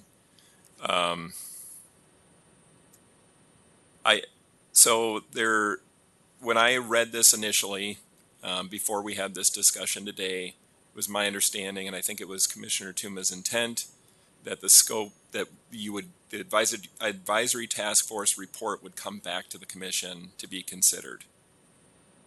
So if we don't want to do that, which I appreciate, I think we need to, and the other piece of this is whether or not that the whole scoping decision should be delayed until the task force is done, or whether he can start work before that scoping decision is issued, or if he needs some form of scoping decision issued before you start some work. Why don't we take, Mr. Sutton wanted to add something, I see, but we'll take a break because I think we need to clarify what the process would be with the timing internally too, and maybe then the parties can get together and talk about what you think what you hope would have happen. But Commissioner Tuma? Just a quick question. I mean, you mentioned before that if we can have the scope established, and then you take I was trying to understand what you're saying. I'm helpful in any way, not have to come back here for a final scoping decision. If you are confident that you can work out a scope that you're comfortable with after the task force is done, and I'm comfortable with that, doesn't need to come back to me. But that's the risk you have, though, is then it's going to be the all or nothing final decision that you have, and so you won't have that second look by the commission over the scope. And so I guess it's what you're comfortable with. If you want to come back to us for a final scoping decision, if you think it's going to be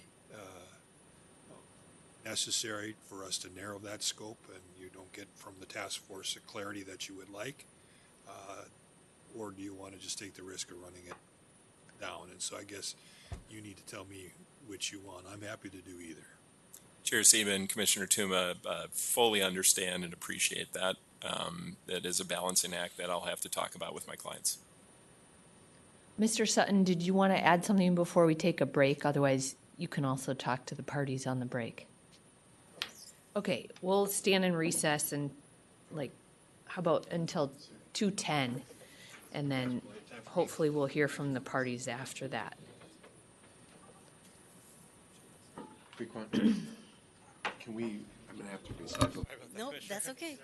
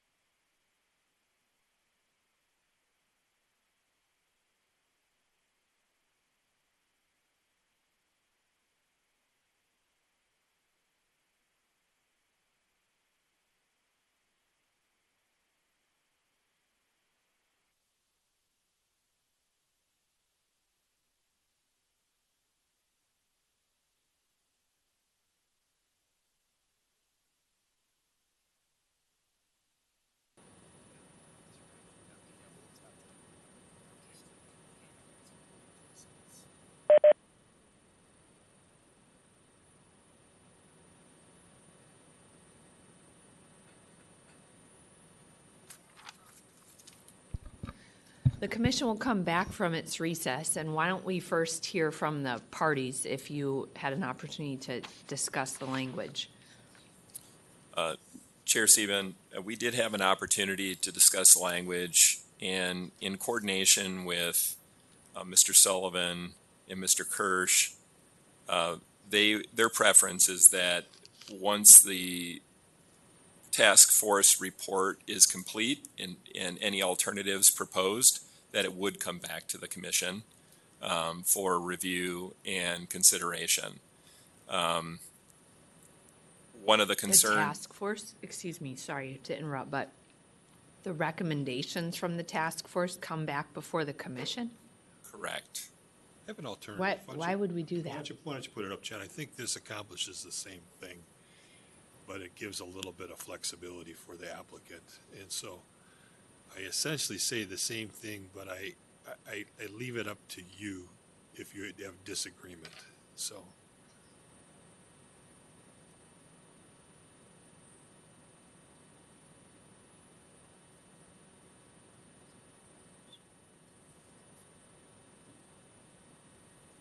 They'll come up with a summary. We'll be able to see it. If I feel it needs to come back, I can make a motion myself. Mr. Sullivan can do the same, but I'm kind of putting the onus on you. They might come up with 2 or 3 options that look viable and 4 that aren't, and you might just say, okay, let's just study them all. I mean, that's maybe a good way off the deep end of what I'd expect.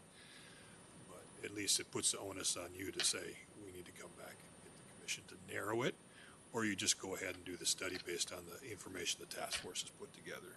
So that's Mr. Sullivan. I was trying to find some middle ground there. So, Commissioner Sieben, Commissioner Tuma, what would be important, at least from the perspective of the EA, is that as the task force brings it forth its alternatives, or perhaps none, but whatever its findings are, that becomes part of the scope, and the scope would have to be finalized. And so it would be helpful if the commission could actually do both.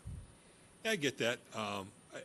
My hope, again, hope is not a thing that you want to build your project on, but the hope is that they would be the ones that kind of make the final call on that scope for you, and we'll be comfortable with that.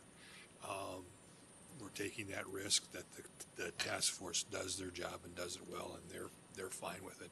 That just takes one step out of it, where they don't have to come back for us to make a scoping decision at that stage, and then you have me deciding, oh, wait a minute, I think it should go over to the Jones neighborhood, and that's still, I see Mr. Kirsch laughing behind you. So that's what I'm thinking. I don't know, Mr. Kirsch, and you want to talk about it, you can.